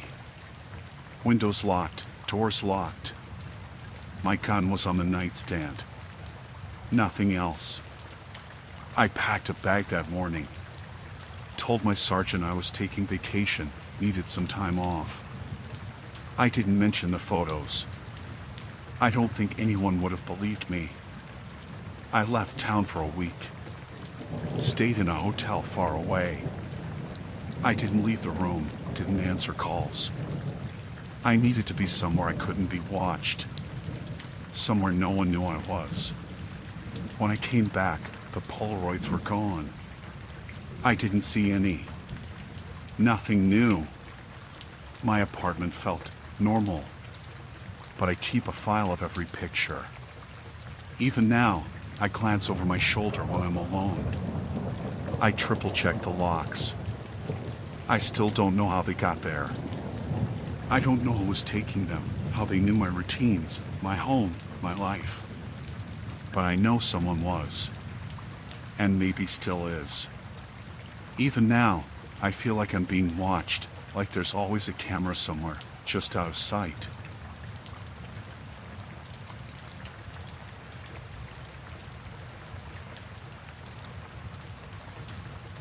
I never thought I'd get called out to an old building that didn't even officially exist anymore. The abandoned jail at the edge of town had been boarded up for decades, falling apart, windows broken, graffiti on every wall. People always said it was haunted, but we don't do ghosts in law enforcement. It was supposed to be a routine call. Some contractors renovating the place for a historical society project had found something. I didn't know what, just that the supervisor sounded shaken over the phone.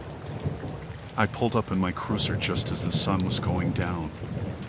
The place looked worse than I remembered, like it had been left to rot on purpose.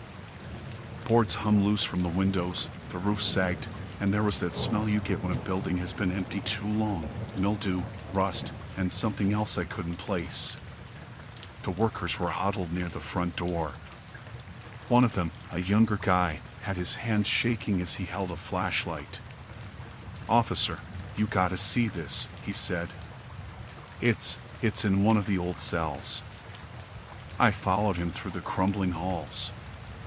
Everything creaked under our weight. I kept my hand near my sidearm, though I knew the threat wasn't from anyone inside right now. But there's something about old buildings, the way they feel alive, that puts you on edge.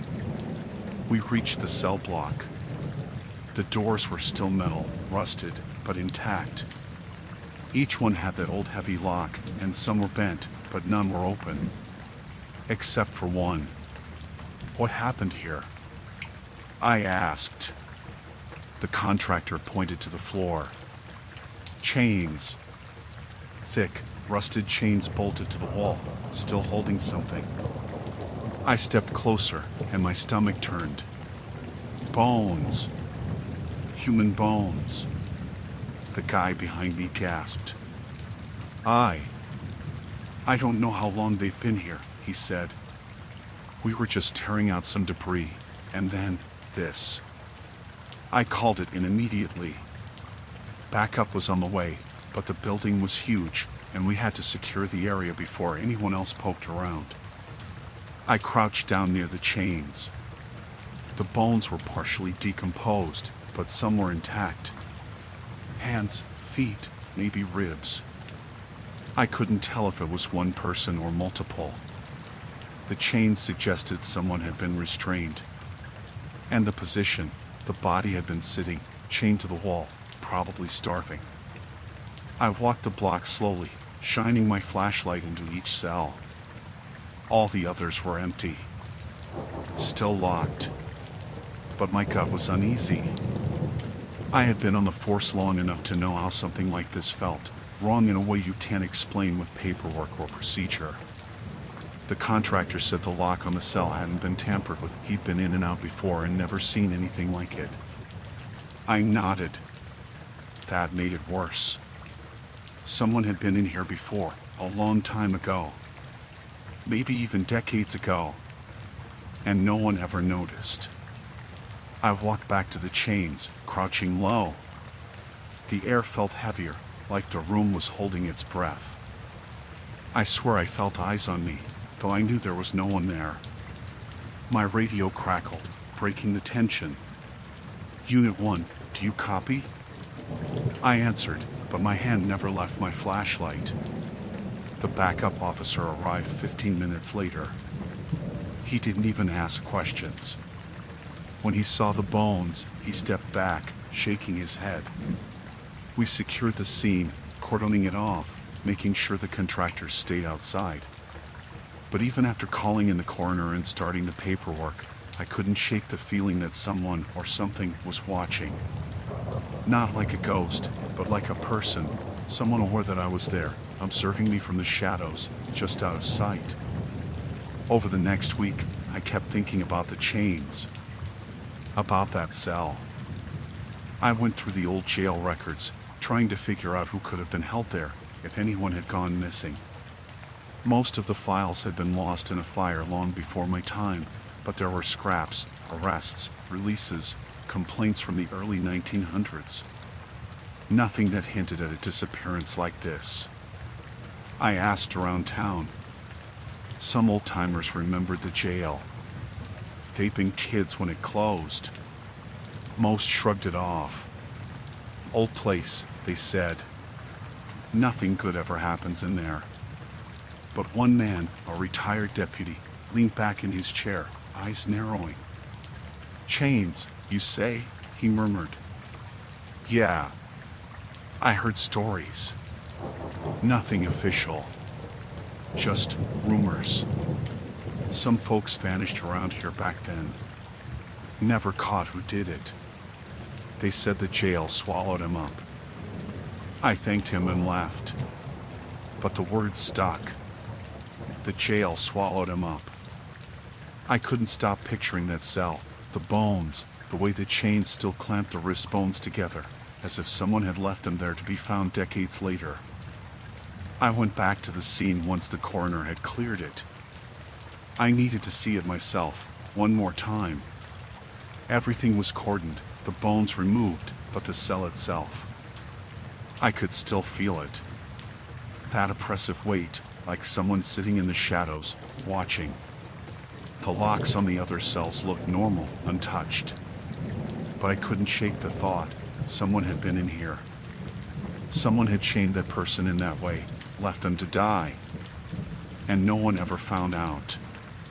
Later that night, I was at home, trying to sleep. The image of the bones, the chains, the empty cell, it kept coming back. I could see it in my mind, perfectly lit by a flashlight beam, dust motes floating through the air. The chains were still there, holding on, even after all these years. I called a former colleague, someone I trusted, and told him what had happened. He listened quietly. "You've got to be careful," he said finally. "Places like that, once you know, once you see, it doesn't let go. People who did stuff like that, maybe they left, maybe they didn't. And the worst part? Sometimes it's someone still around, someone who remembers who ended up in that cell." I didn't sleep much that night. I kept the lights on, checked the locks, walked the house, patrolling like I still was at work. That's when I started noticing little things. The creak of floorboards in the hall, the way shadows shifted near my windows. I told myself it was stress, the old building on my mind too much. But it wasn't just stress.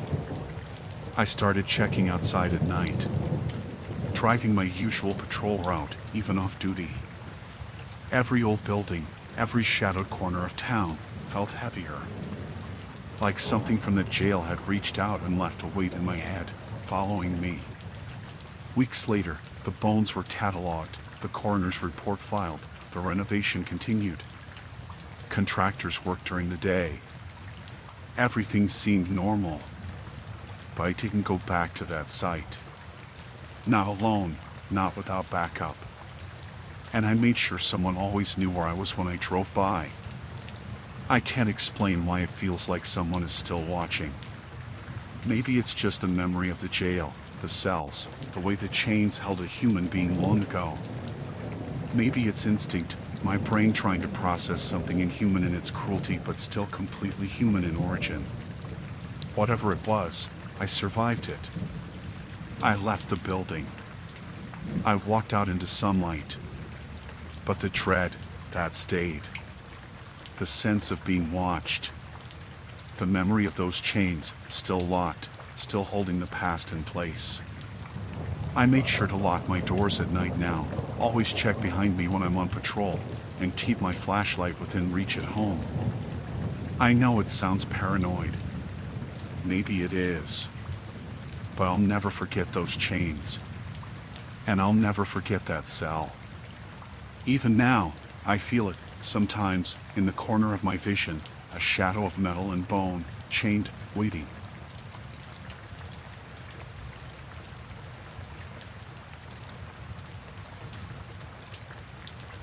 I was working a late shift, the kind where the roads are quiet and the radio chatter is mostly dead, except for the occasional drunk driver or stranded motorist. Around 11:30, I got a call from dispatch about a suspicious vehicle at the end of Red Pine Road. It's a forest road, dirt, narrow, barely traveled. Nobody had reported anything missing, just someone saw a car parked there and thought it was odd. I drove out slowly, headlights cutting through the trees. The road was tight, with low-hanging branches scraping the roof of my cruiser. I could hear the wind in the pines, and every time the car passed over a fallen branch, it sounded like a gunshot in the silence. The deeper I went, the more the feeling settled in my chest that I wasn't just on a quiet road. I was being watched. The car was a small sedan, older, with rust on the doors. It was angled across the end of the road, like whoever had parked it didn't plan on leaving anytime soon. I stopped maybe 20 feet back and killed the lights, watching. The vehicle was empty, or it looked empty. I stepped out, the dirt crunching under my boots. There was no sound except for the wind and the far-off hum of a distant highway. I circled the car slowly, flashlight in one hand, hand near my sidearm. That's when I saw it, the child's car seat in the back, torn and bloody. The sight made my stomach twist. The restraints were ripped, the padding shredded in places. Blood on the fabric, still dark, but not fresh enough to drip. No child anywhere. Nobody had reported a missing child, at least not in the last 24 hours. I knelt by the seat, careful not to touch anything before evidence could be collected. The smell hit me then, iron, copper, that unmistakable scent of dried blood. I radioed dispatch immediately. Unit 1, 10 to 54 at Red Pine Road. Possible child endangerment. Vehicle secured, but evidence inside. Backup advised. No response for a moment. Then static, then the dispatcher. Copy. Units en route. I stayed low, circling the car again. That's when I noticed small footprints in the mud, leading into the woods. Tiny. Barely visible in the dim light. I followed them for maybe 50 feet before they disappeared into thick underbrush.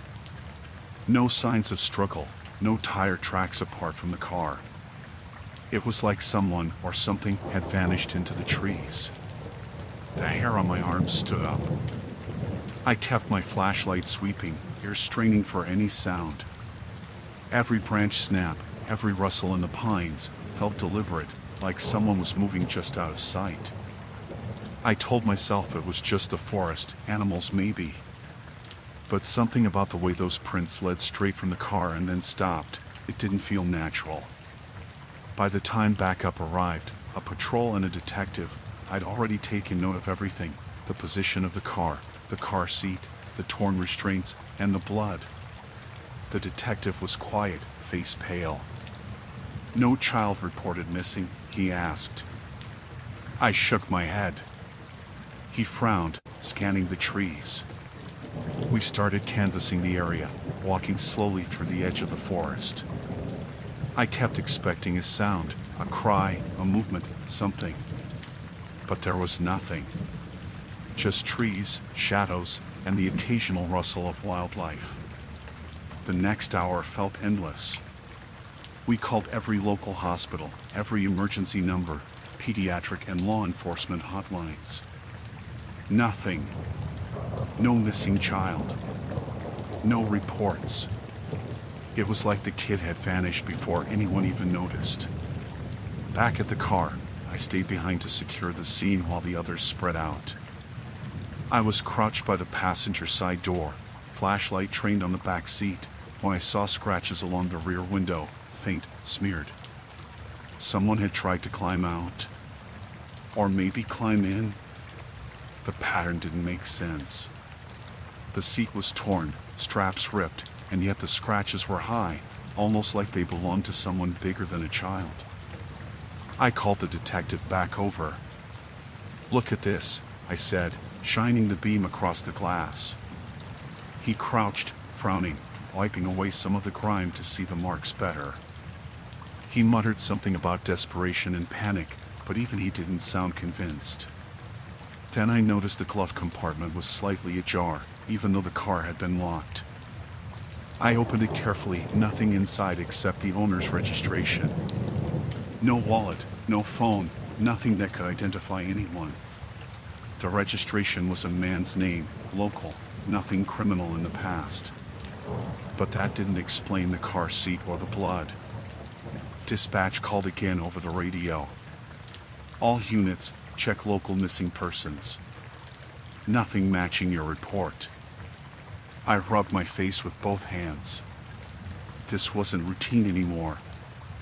I felt that tightening in my chest, the same one I'd felt driving down the road. This wasn't just an abandoned car. This was a setup. A trap. Someone had done something here, and I was supposed to find it. I stayed late into the night, taking photos, logging everything, until the forensic team arrived. The blood was swabbed, the car seat bagged, and the prints dusted. They called in a child protection unit to make sure no one had been reported elsewhere, state line checks and everything. But still, no one. It wasn't until I drove home that the feeling really hit me. The woods had been quiet, but as I passed the road again, headlights off, I could swear I saw movement between the trees. Shadows slipping from one trunk to another. Not far, maybe 50 feet in. I slowed, heart hammering, scanning the darkness. Nothing. Just trees. I told myself it was fatigue, paranoia. But every time I turned over the scene in my head, I remembered the prints, the blood, the torn straps.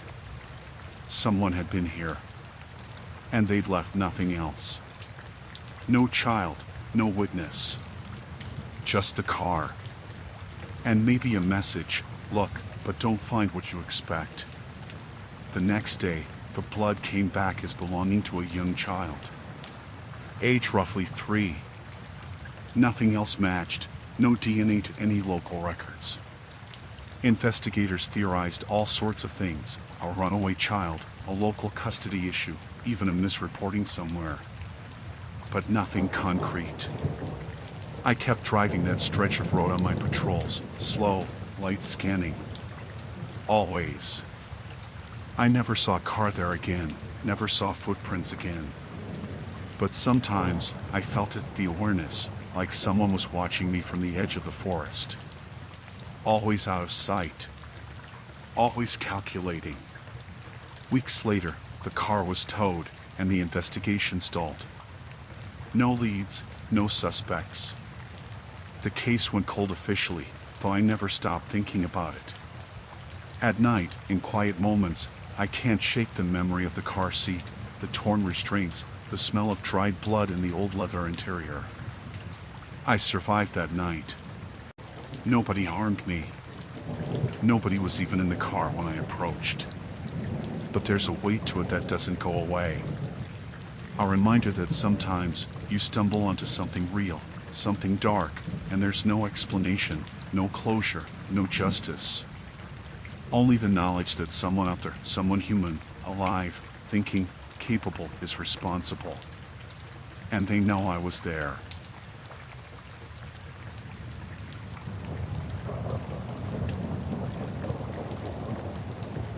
I never thought a routine arrest could completely upend your life.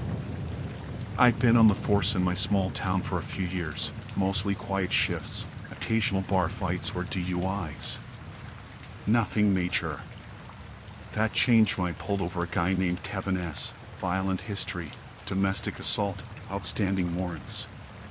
He resisted arrest hard, screamed, kicked, tried to bite me.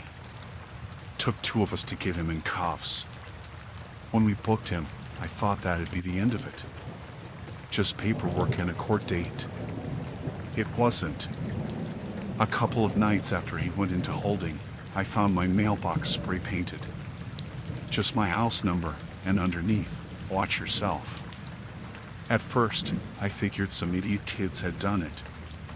But then the next morning, my neighbor called to tell me the tires on my cruiser had been slashed. That couldn't be coincidence. Not in a town this small. I reported everything, filed paperwork, and got a little extra patrol around my house. Kevin's sister called me once while I was on duty. "You think you're tough, don't you?" she said. Nothing overtly threatening, just sharp, deliberate. I tried to brush it off, but the tone stayed with me. Then the next week, my dog didn't come home. She was usually out in the yard, friendly, barked at strangers but never ran. The gate wasn't broken. The neighbor across the street said they saw a man standing near the fence, but by the time they grabbed binoculars, he was gone. Blood on the ground near the doghouse. My dog was gone. I called dispatch, filed a report. Nothing. No witnesses came forward. I started noticing small things everywhere. Tires of my personal car had been punctured. Mail left on the porch had been rifled through. Shadows outside windows at night, distant footsteps crunching on gravel when the street was empty. I tried to tell myself I was overreacting, that maybe the stress of the arrest was making me paranoid. But the incidents kept escalating. One night, I was sitting at the kitchen table with my wife, drinking coffee after a long shift. I heard someone scraping the driveway. Thought it was branches, but then there was a knock on the window. She jumped. I grabbed my gun and flashlight. Nothing. Just footprints leading back into the shadows behind the house. No one there. I checked the cameras. Our little security setup had been unplugged. By then, the harassment wasn't just property damage. My wife started noticing a car parked a block away whenever she left for work. Dark sedan, tinted windows, gone whenever she called me. She started taking different routes, but the same car appeared on other streets. I tried to confront it once. No one was inside when I approached, doors locked. Just the car, engine off, watching. The next escalation hit hard. A neighbor called in the middle of the night. My front door was wide open. Nothing stolen, nothing broken inside. But it wasn't supposed to be open. I checked cameras again. Someone had jimmied the lock, gone in, but there was no footage. Just shadows moving. My wife refused to stay in the house that night. She stayed with her sister. Every time I went on patrol, every time I turned a corner in town, there was the sense of being watched. At the grocery store, I saw Kevin's brother in the parking lot, leaning against a column, phone in hand, staring. No interaction, just waiting, watching. When I walked past, he slipped inside a truck and drove off slowly. I started carrying extra backup on shifts, never going anywhere alone. The department took the threat seriously, but there was only so much they could do. Kevin was still in jail, awaiting trial. But the family's harassment didn't stop. Graffiti on my garage. Slashed tires. My mailbox torched one night. Fortunately, no one was hurt. I began taking notes, documenting everything, even the small things, the scratches on my car doors, the anonymous calls that hung up as soon as I answered. Each time it escalated, I realized how carefully it was planned. Nothing was random. They studied me, knew my routines. Then one afternoon, I noticed someone following my wife after work. She called me, voice tight with fear, saying a black pickup had been behind her the entire drive. She tried to lose it in side streets. It stayed. I called it in, raced to meet her at a corner she said she'd stop at. By the time I arrived, the truck was gone, but she was shaking, her hands gripping the steering wheel. The final escalation came 2 nights later. I was home alone, wife out of town. My shift ended early due to illness. I was in the living room when I heard the screen door slam. My heart sank. My gun was on the counter. I crept through the house, lights off, listening. Nothing in the yard, but the front door was wide open. I stepped outside slowly. Footprints in the mud led around the side, toward the woods behind my house. I called dispatch. Unit 2, I need backup at my residence. Possible intruder. They were 5 minutes out. 5 minutes felt like an hour. I followed the footprints at a safe distance, flashlight off. They stopped abruptly at the edge of the woods. No one there. Nothing. Just the wind moving the branches. That's when I noticed a tree branch tied to a fence post in my backyard, swinging slightly. Not natural. Somebody had tied it, then left.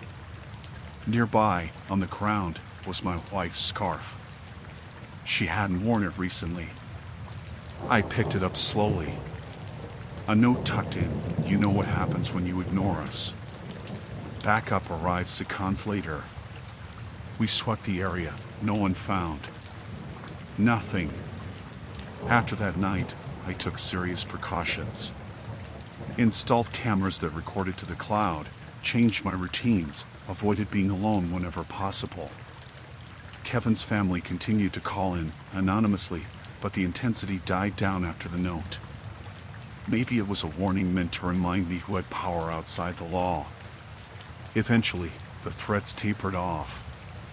Kevin's trial approached, and the family seemed to step back. I never learned if they were arrested for harassment or intimidation. There wasn't enough proof. But I know they were watching. Always.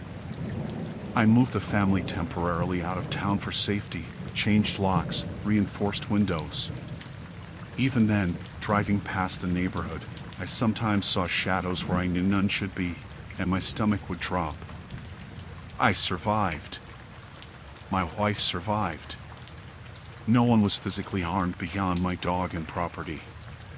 But the weight of knowing someone had the intent and patience to terrorize a family over weeks, escalating in calculated steps, never fully leaves you.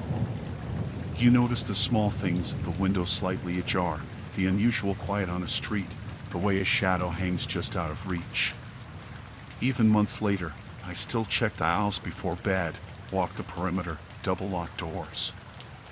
I'm careful who I trust, who I let close. And sometimes, when I drive home late, headlights dimmed, I swear I see a truck lingering at the edge of town, waiting. Not moving. Watching. You get used to the paranoia eventually. You survive. You adapt. But you never forget.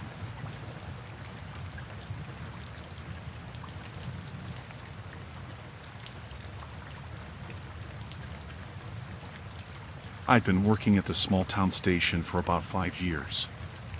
Mostly routine stuff, traffic stops, barking dogs, the occasional bar fight. Nothing that would keep you up at night. That changed one Monday morning. I arrived at the station just after 6, the kind of foggy, cold morning that makes the world feel muffled. My cruiser's windshield had frost, boots crunching on gravel. I noticed the front door was slightly ajar before I even got to the steps. My stomach dropped.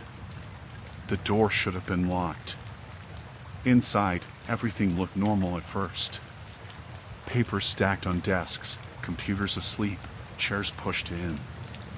But then I noticed the office where personnel files were kept, the metal filing cabinet for officer records, was open. Drawers pulled out. Papers scattered on the floor. I started flipping through them, heart thumping, realizing something wasn't just moved. Names, addresses, phone numbers, schedules, information about our families. Everything personal.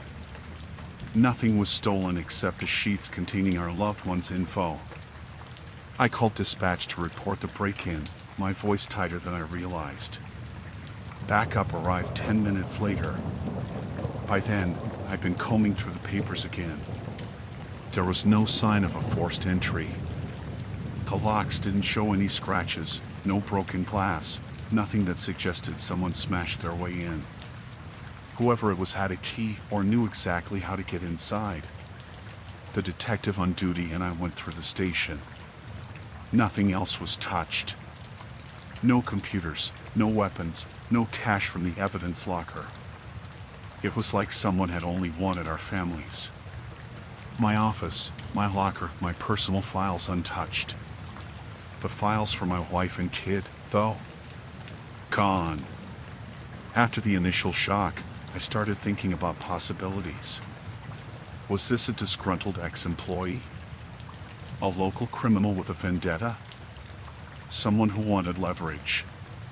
But who would know enough to get in quietly and take only family information? That night, I went home with my wife and kid. I kept the door locked, triple-checked the windows, installed a secondary lock on the front door. Every sound outside made me tense. A car idling too long. A branch scraping against the window. I couldn't shake the feeling of eyes on us. 2 nights later, I found my neighbor's mailbox smashed.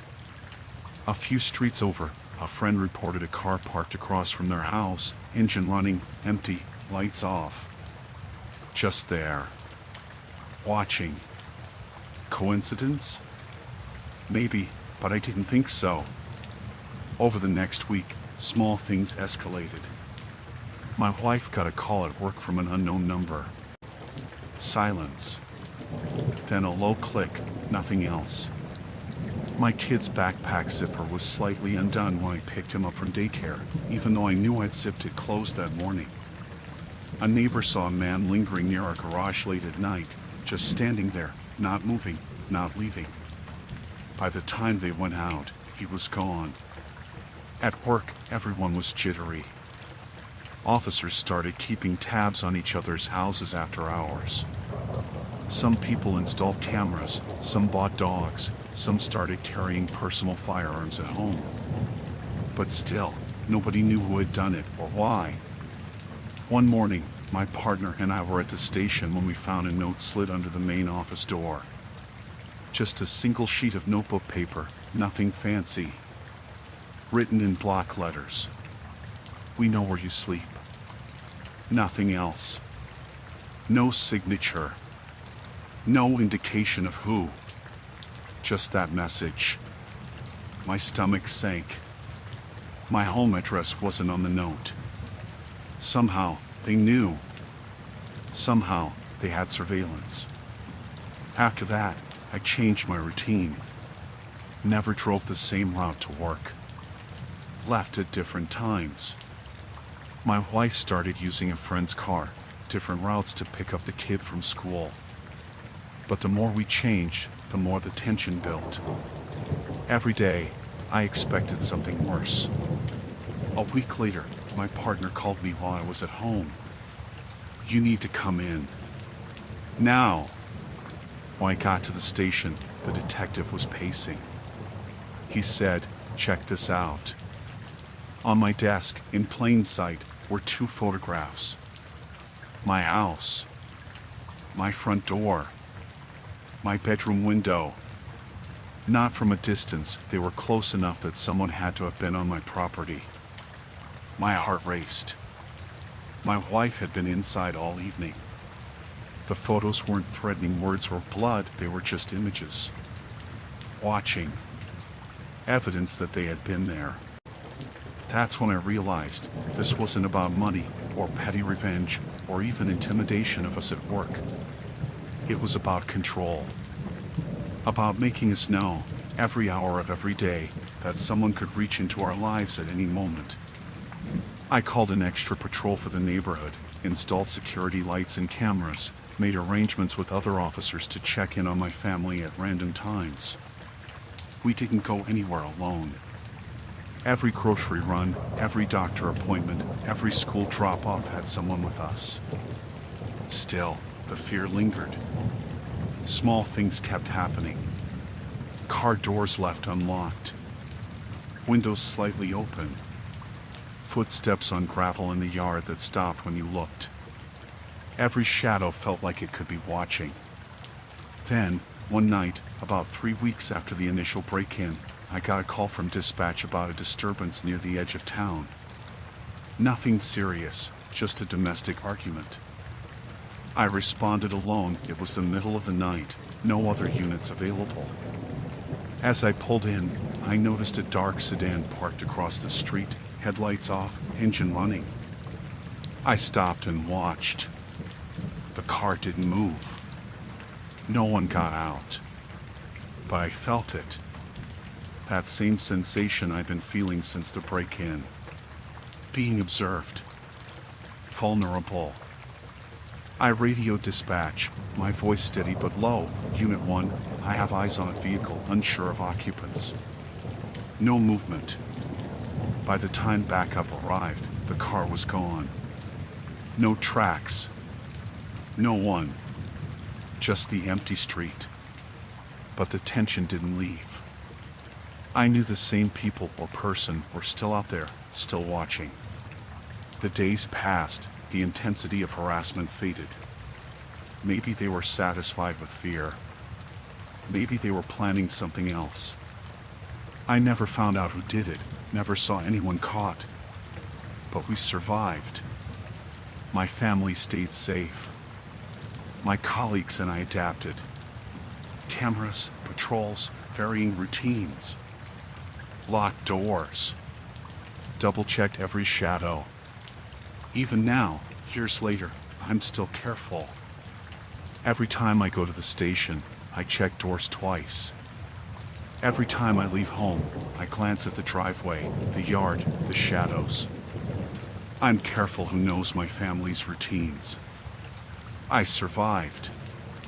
They didn't touch us. But I never stopped feeling watched.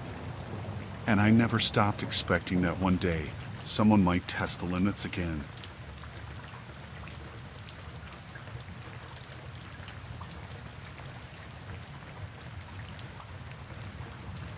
I'd been on the force for just under 2 years, mostly handling routine night shifts in a small town where the most excitement usually came from a drunken fight outside the only bar on Main Street.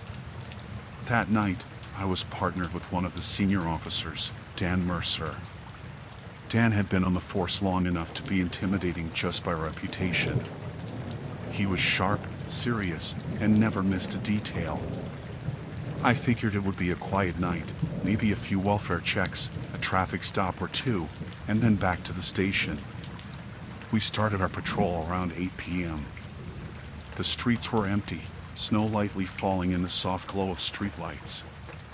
Everything felt normal. Dan kept the radio on low, scanning channels, and I tried to keep up with the small-town gossip he murmured under his breath, mostly who was drinking too much or whose dog had wandered off. Around 11, we got close to the edge of town, a street lined with older homes, some abandoned, others barely maintained. Dan slowed near a modest, yellow-painted house I'd driven past 100 times.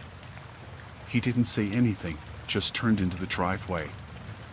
I noticed the lights inside were off, and for a moment, I thought maybe he was just checking on someone. "Just a minute," he said, and got out.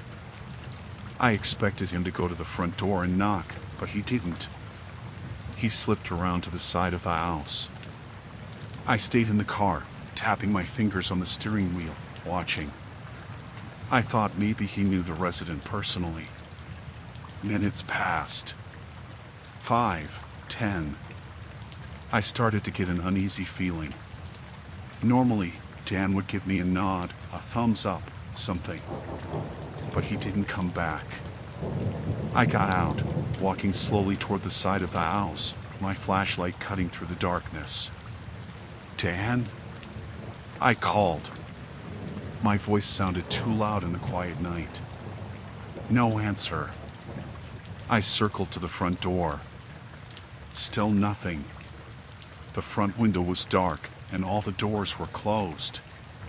It looked normal from the street, but something about the silence felt wrong.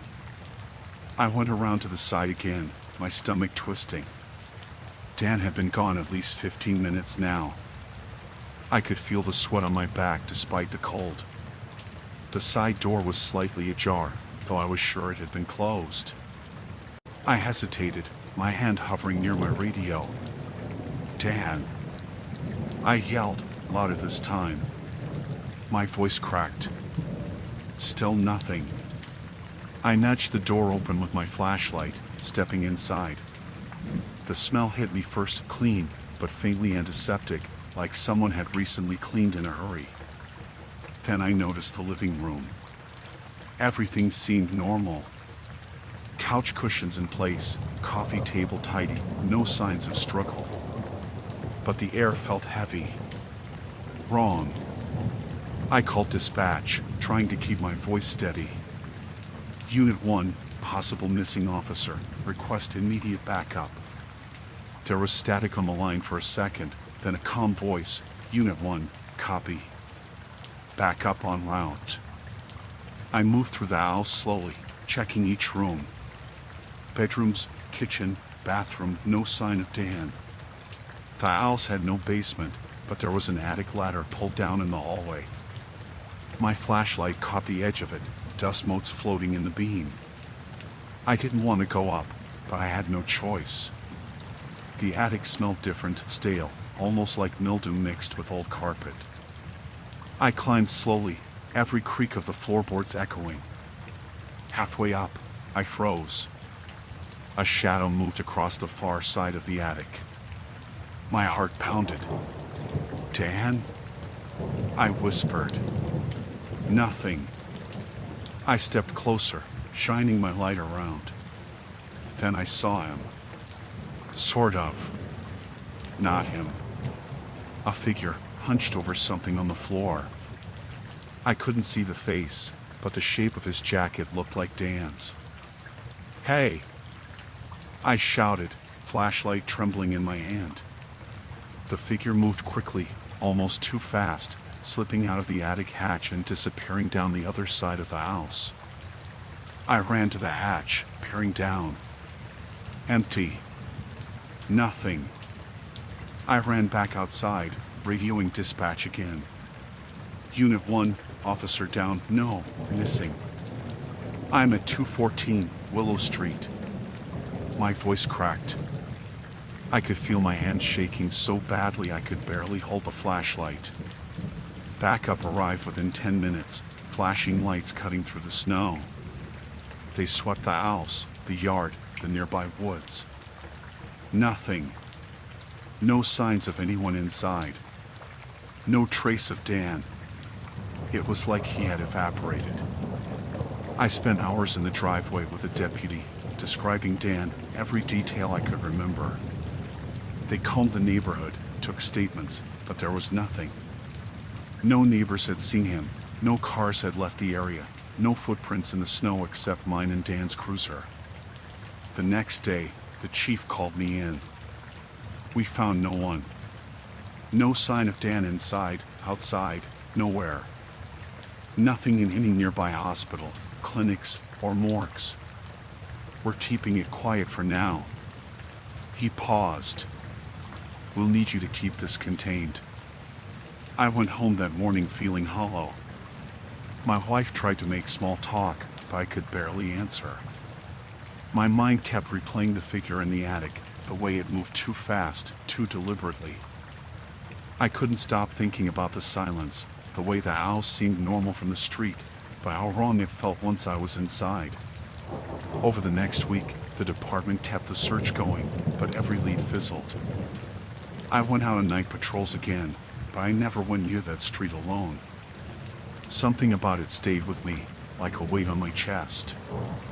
I started noticing small things I hadn't before: fences with boards slightly loose, shadows and empty windows, doors left unlocked that I was sure I'd locked.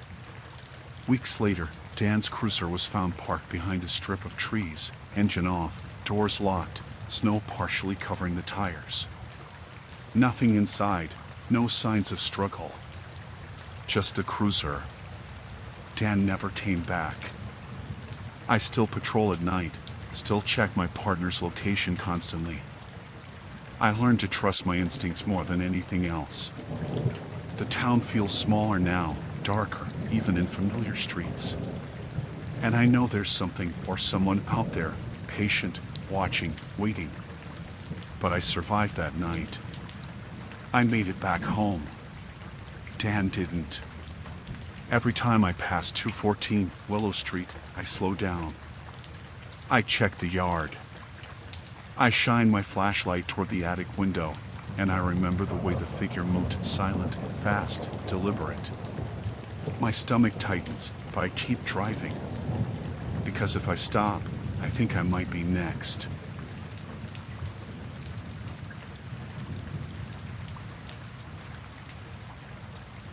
I'd been on the force for just over 3 years, working nights mostly, in a town so small it felt like everyone knew everyone's business.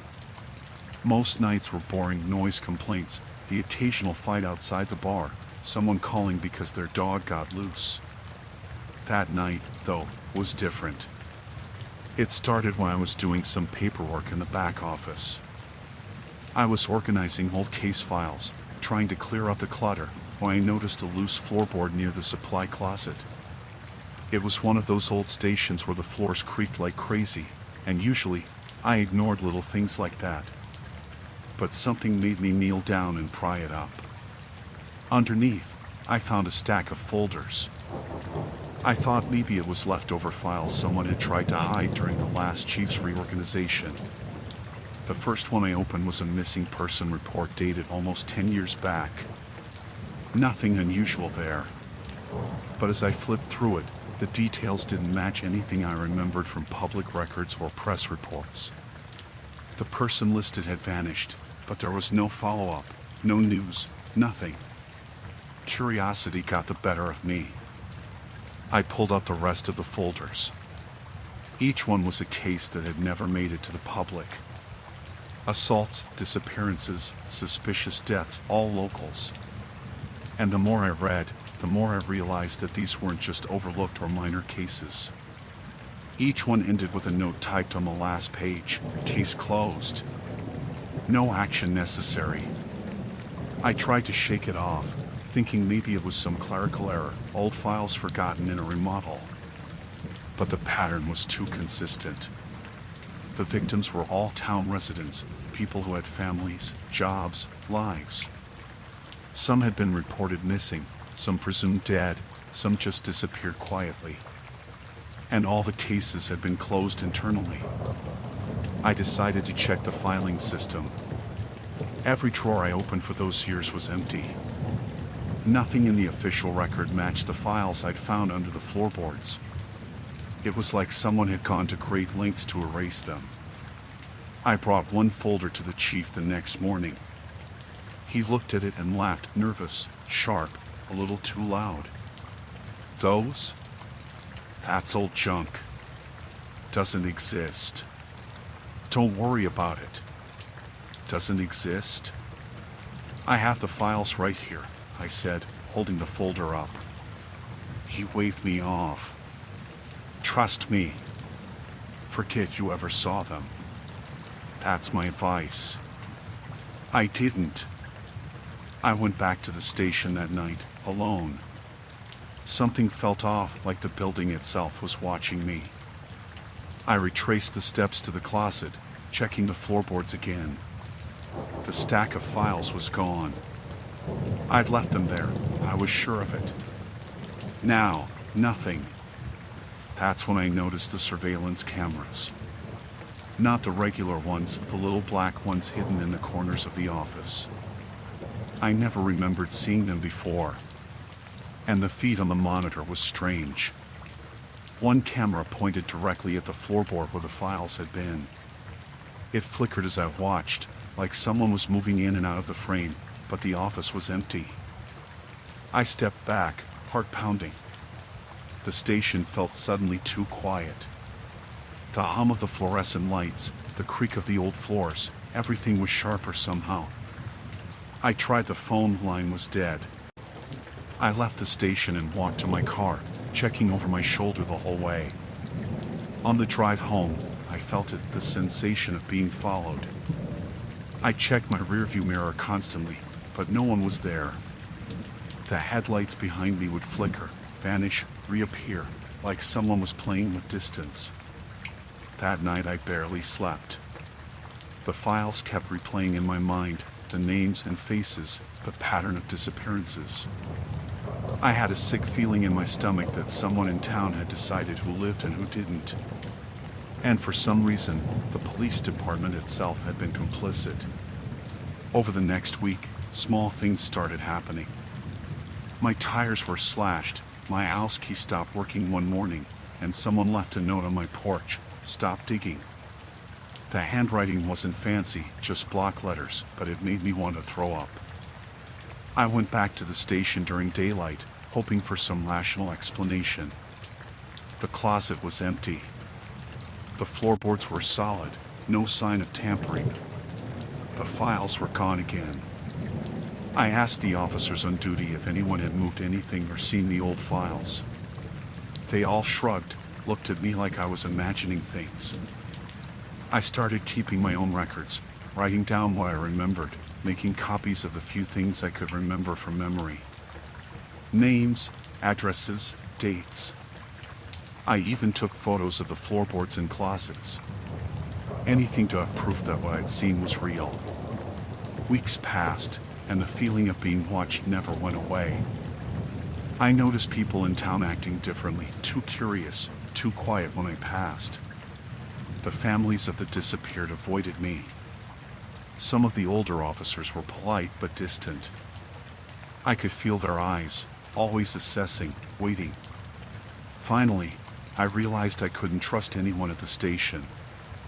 I took the evidence I'd managed to record and left it with a lawyer in a neighboring county. I didn't tell anyone where I went or what I had. I quit the force soon after. The town felt smaller, darker. The streets I patrolled nightly now looked like traps, and every face in the grocery store felt like it could belong to someone who knew the truth. I've moved since, far enough that I rarely think about that town. But sometimes I get a call from an unknown number, the kind with no area code. Silence when I pick up. I know it's them. And I know the files never left that floorboard the way they should have. I survived what I saw, but the town, the department, they're still out there, watching, making sure nothing ever gets reported again.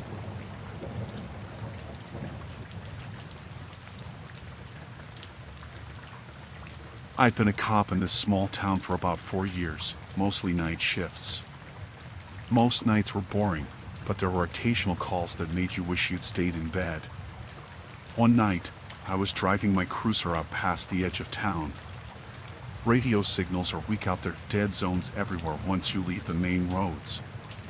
That night, the dead zone stretched longer than usual, and I had that feeling I get sometimes, like something's off before you even see it. I had just passed the old Miller farm when my radio crackled. I froze. There shouldn't have been a signal out here. Don't go to Cedar Street.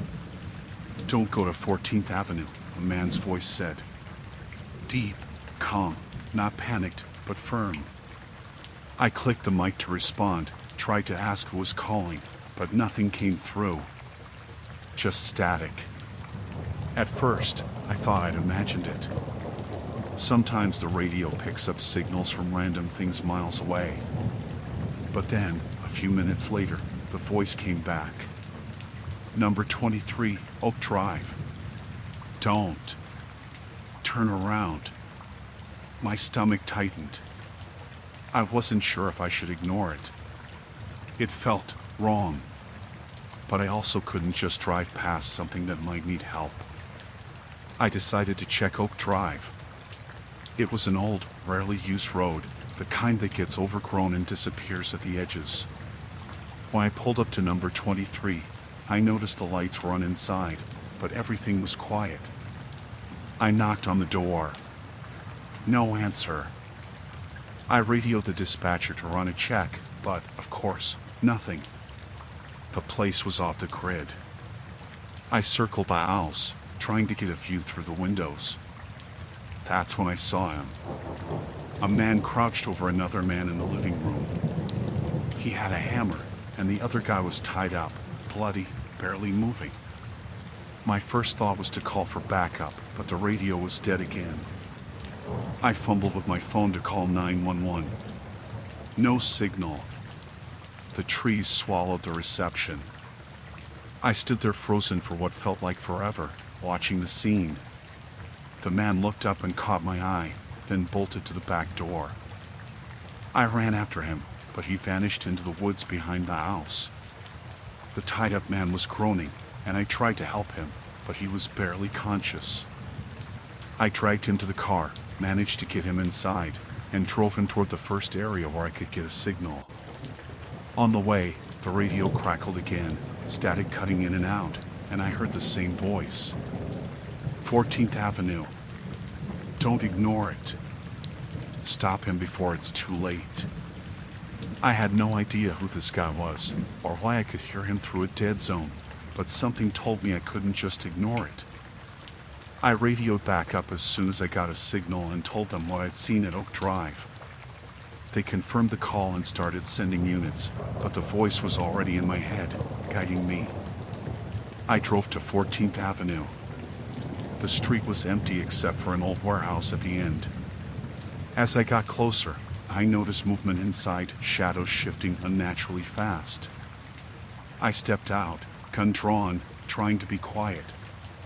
Peering through a grimy window, I saw a man dragging a young woman across the floor. There were several other people, tied up, bruised, terrified. I realized I was looking at a situation that hadn't been reported yet, crimes that hadn't reached the station. I went around the back, checking for another entrance. My hands were shaking. The night was silent except for the wind, which suddenly felt too loud. The moment I opened the back door, one of the attackers appeared from the shadows. He lunged at me, swinging a metal pipe. I managed to dodge, drawing my weapon and firing a warning shot. He froze and ran back inside. Inside, it was worse than I expected. For men, all armed, all moving like they knew the building too well. I called for backup again, but even with signal, it took them 10 minutes to get there. I had to stall, keep the attackers distracted without getting myself killed. I yelled, firing near their feet, making noise. The victims were huddled in a corner, silent, terrified. I could hear the voice again through the static, the left room. Barricade them. I followed it instinctively and found the room the voice described. Sure enough, there were 2 attackers trying to force one of the victims into a closet. I managed to get the door shut on them, giving myself a few seconds. Backup arrived. It was chaos, shots fired, shouting, running. I stayed low, made sure the victims were safe first, then helped cuff the attackers. The scene was gruesome. Blood everywhere, terrified people, the evidence of what could have been even worse if I hadn't arrived when I did. Afterward, I tried to piece together what had happened. The victims all confirmed they were held for hours, maybe days. They hadn't been able to alert anyone. No one knew who these men were until I arrived. The police ran prints, IDs, and everything checked out the men were local, some with minor criminal records, but nothing like this. No one had suspected them because they'd been careful, hiding in areas where no one went, relying on the fact that dead zones cut off communication. Even after arrests, I couldn't stop thinking about the voice. Who was it? How did I hear it through dead zones that normally blocked all signals? The voice never gave me any personal info, never revealed itself. It just guided me, warned me, made me act. I never saw the person, never met them, but without it, people would have died. I asked other officers about it. They shrugged. Nothing unusual reported. No trace of any calls. Just me. I don't know if I'll ever know who that man was, or why he reached me that night. But I do know that I survived, I saved lives, and the attacks were stopped before anyone else got hurt. I also know that I can't ever ignore that feeling again, the one that tells you someone's watching. Someone knows something you don't, and if you don't act, people die. Now, every time I drive out past the edge of town, where the dead zones start, I keep the radio on. I listen for static, for voices, for anything that doesn't make sense. It's a small comfort. I'm not sure if I'll ever hear it again, but I'll be ready if I do.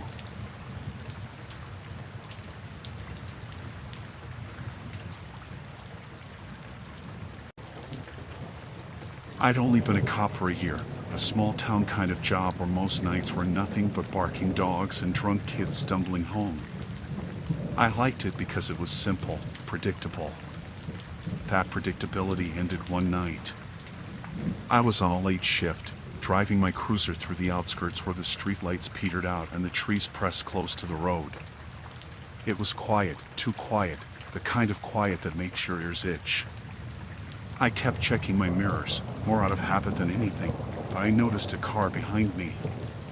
That wasn't unusual, sometimes people drove late. But it stayed behind me longer than normal, tailing me at exactly the same speed, never passing, never falling back. I tried to shake it off, but I started noticing little things. Every time I slowed down for a curve, the car slowed too. When I sped up to pass a broken-down pickup, it did the same. I didn't know who it was, but it felt intentional.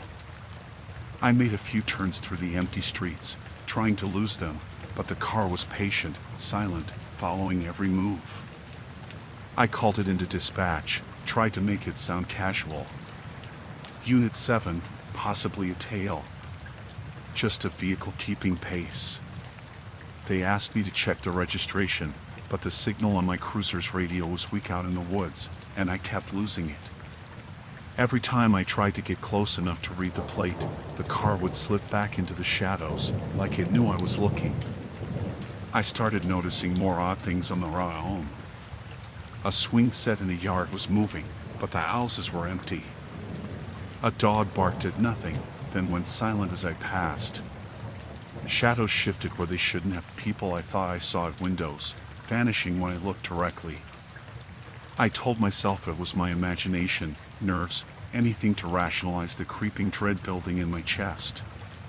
The car behind me stayed steady. At one point, I stopped at a gas station just off the highway. As I stepped out to pay, the car rolled past slowly, headlights dimmed. It didn't even glance my way. I waited, heart hammering, and eventually got back in my cruiser. The second I pulled out, it was there again, sitting a few hundred feet behind me, quiet, patient. I tried changing my route. I looped through residential streets I barely knew, cut through alleys, even doubled back once. The car followed. I noticed the driver wasn't doing anything reckless. No sudden accelerations, no flashing lights, just following, as if tracking my every movement. I parked near a strip of convenience stores and stepped out to look around. The car was gone. Relief hit me for maybe 2 minutes, until I saw it slip out from behind a row of bushes across the lot. No headlights, no engine noise. Just there. Watching. I started driving again, slowly, keeping to the main road this time, trying to stay calm. I tried to rationalize. Maybe it was another cop from a neighboring town. Maybe someone had a grudge. Maybe it was coincidence. But I didn't feel safe. Not at all. The feeling of being watched, followed, seeped into me. My pulse was steady, but my mind was on fire with possibilities I didn't want to consider. Then came the small, subtle things that made it worse. My phone buzzed with a text I didn't recognize. I see you. I froze. I hadn't given my number to anyone, hadn't shared it online, hadn't reported anything yet. I looked up at the car behind me. Headlights on now, pointed directly at me. It hadn't moved closer, hadn't sped off. Just there. I called dispatch again, voice tight. Unit 7, I have a vehicle following me. Could be hostile. Request backup. They told me to stay calm, keep driving toward the station. I nodded, though they couldn't see me, and followed the route. The car stayed behind me. Every turn, every red light, it stayed close, the way predators do before striking. I noticed small inconsistencies, like the way the driver would tap the steering wheel in sync with mine, or how they occasionally slowed just a hair too late for curves. I realized they weren't just following.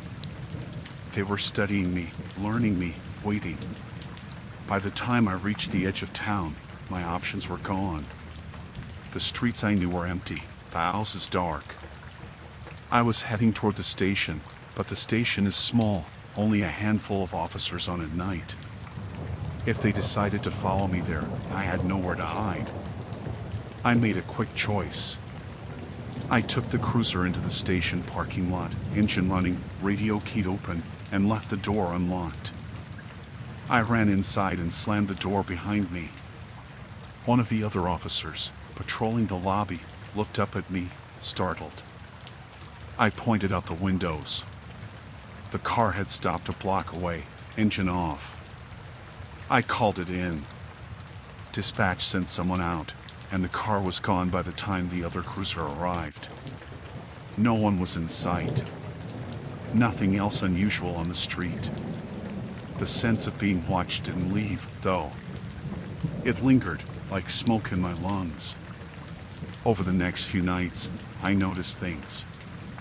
I'd see the same vehicle parked in distant lots, or just at the edge of my vision on night shifts. Occasionally, a shadow would pass quickly behind the station. Sometimes my phone would buzz with a text, "I see you." Always brief, always gone by the next time I checked. I started changing routines.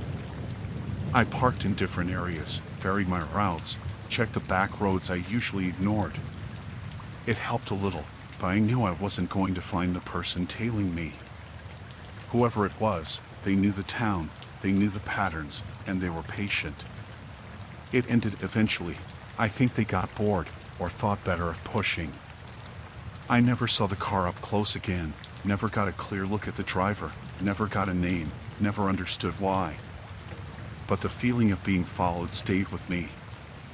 Years later, I still notice cars and mirrors a little longer than they should, shadows that linger in corners I shouldn't see, the faint sense that someone is just out of sight, studying me, waiting. I survived. No one else was ever in danger that night. But it changed the way I drove, the way I patrolled, the way I looked at this small town I thought I knew. Because it's never just quiet nights and barking dogs. Sometimes it's someone out there, patient, and waiting for the right moment.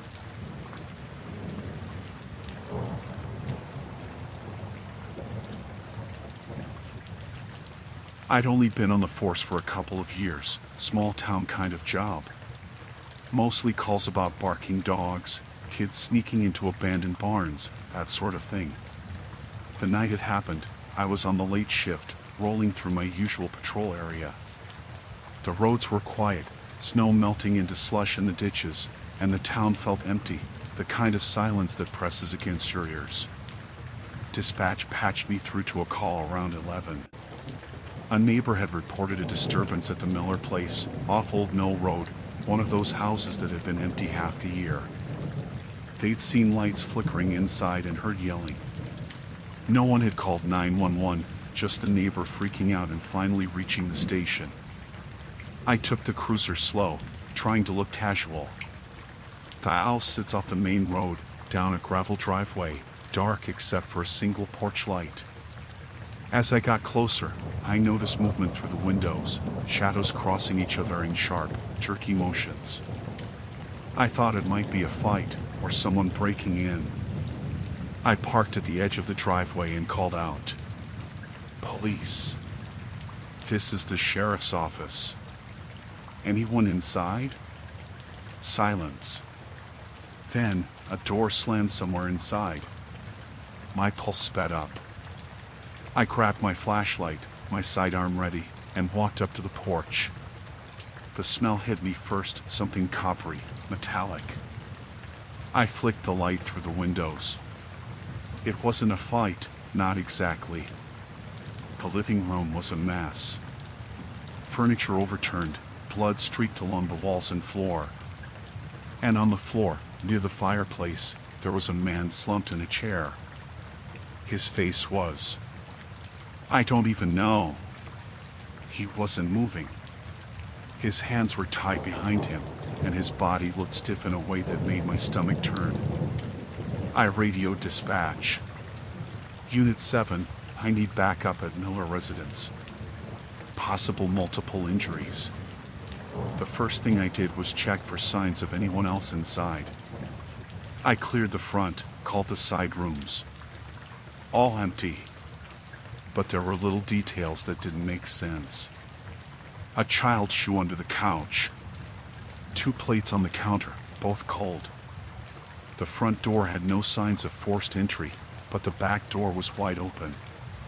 Then I noticed scratches along the walls, low enough that it had to be from someone crouched, struggling. It wasn't random, it was purposeful, like someone had been dragged through the hall.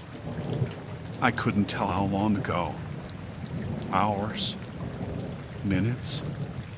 My stomach dropped, thinking maybe the person was still there, hidden somewhere. I kept my flashlight sweeping, ears straining for the smallest noise. The house groaned as it settled, the pipes rattling.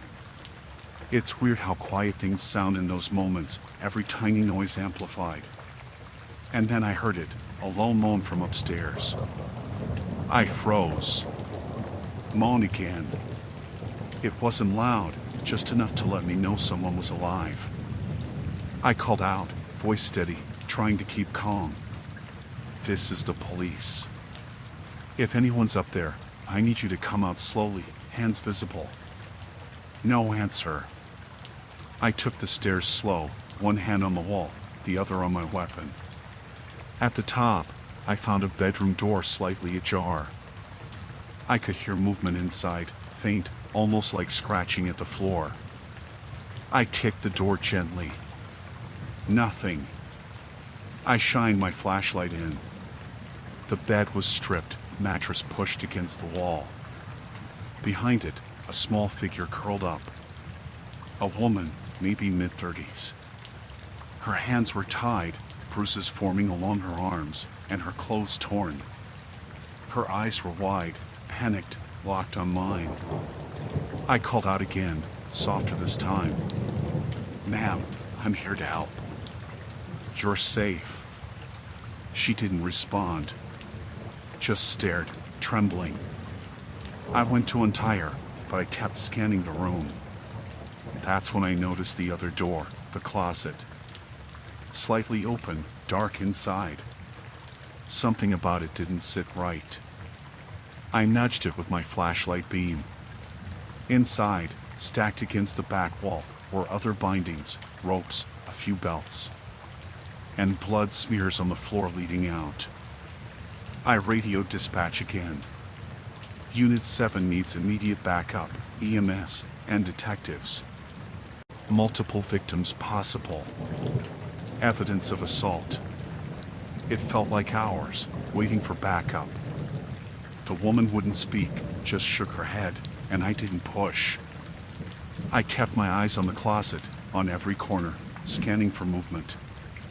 The house felt alive with the wrong kind of attention, creaks that didn't make sense, shadows shifting where nothing should be.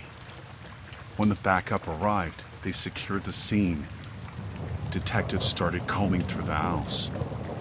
That's when they found the hidden room behind the basement door. No one had mentioned it in the original call.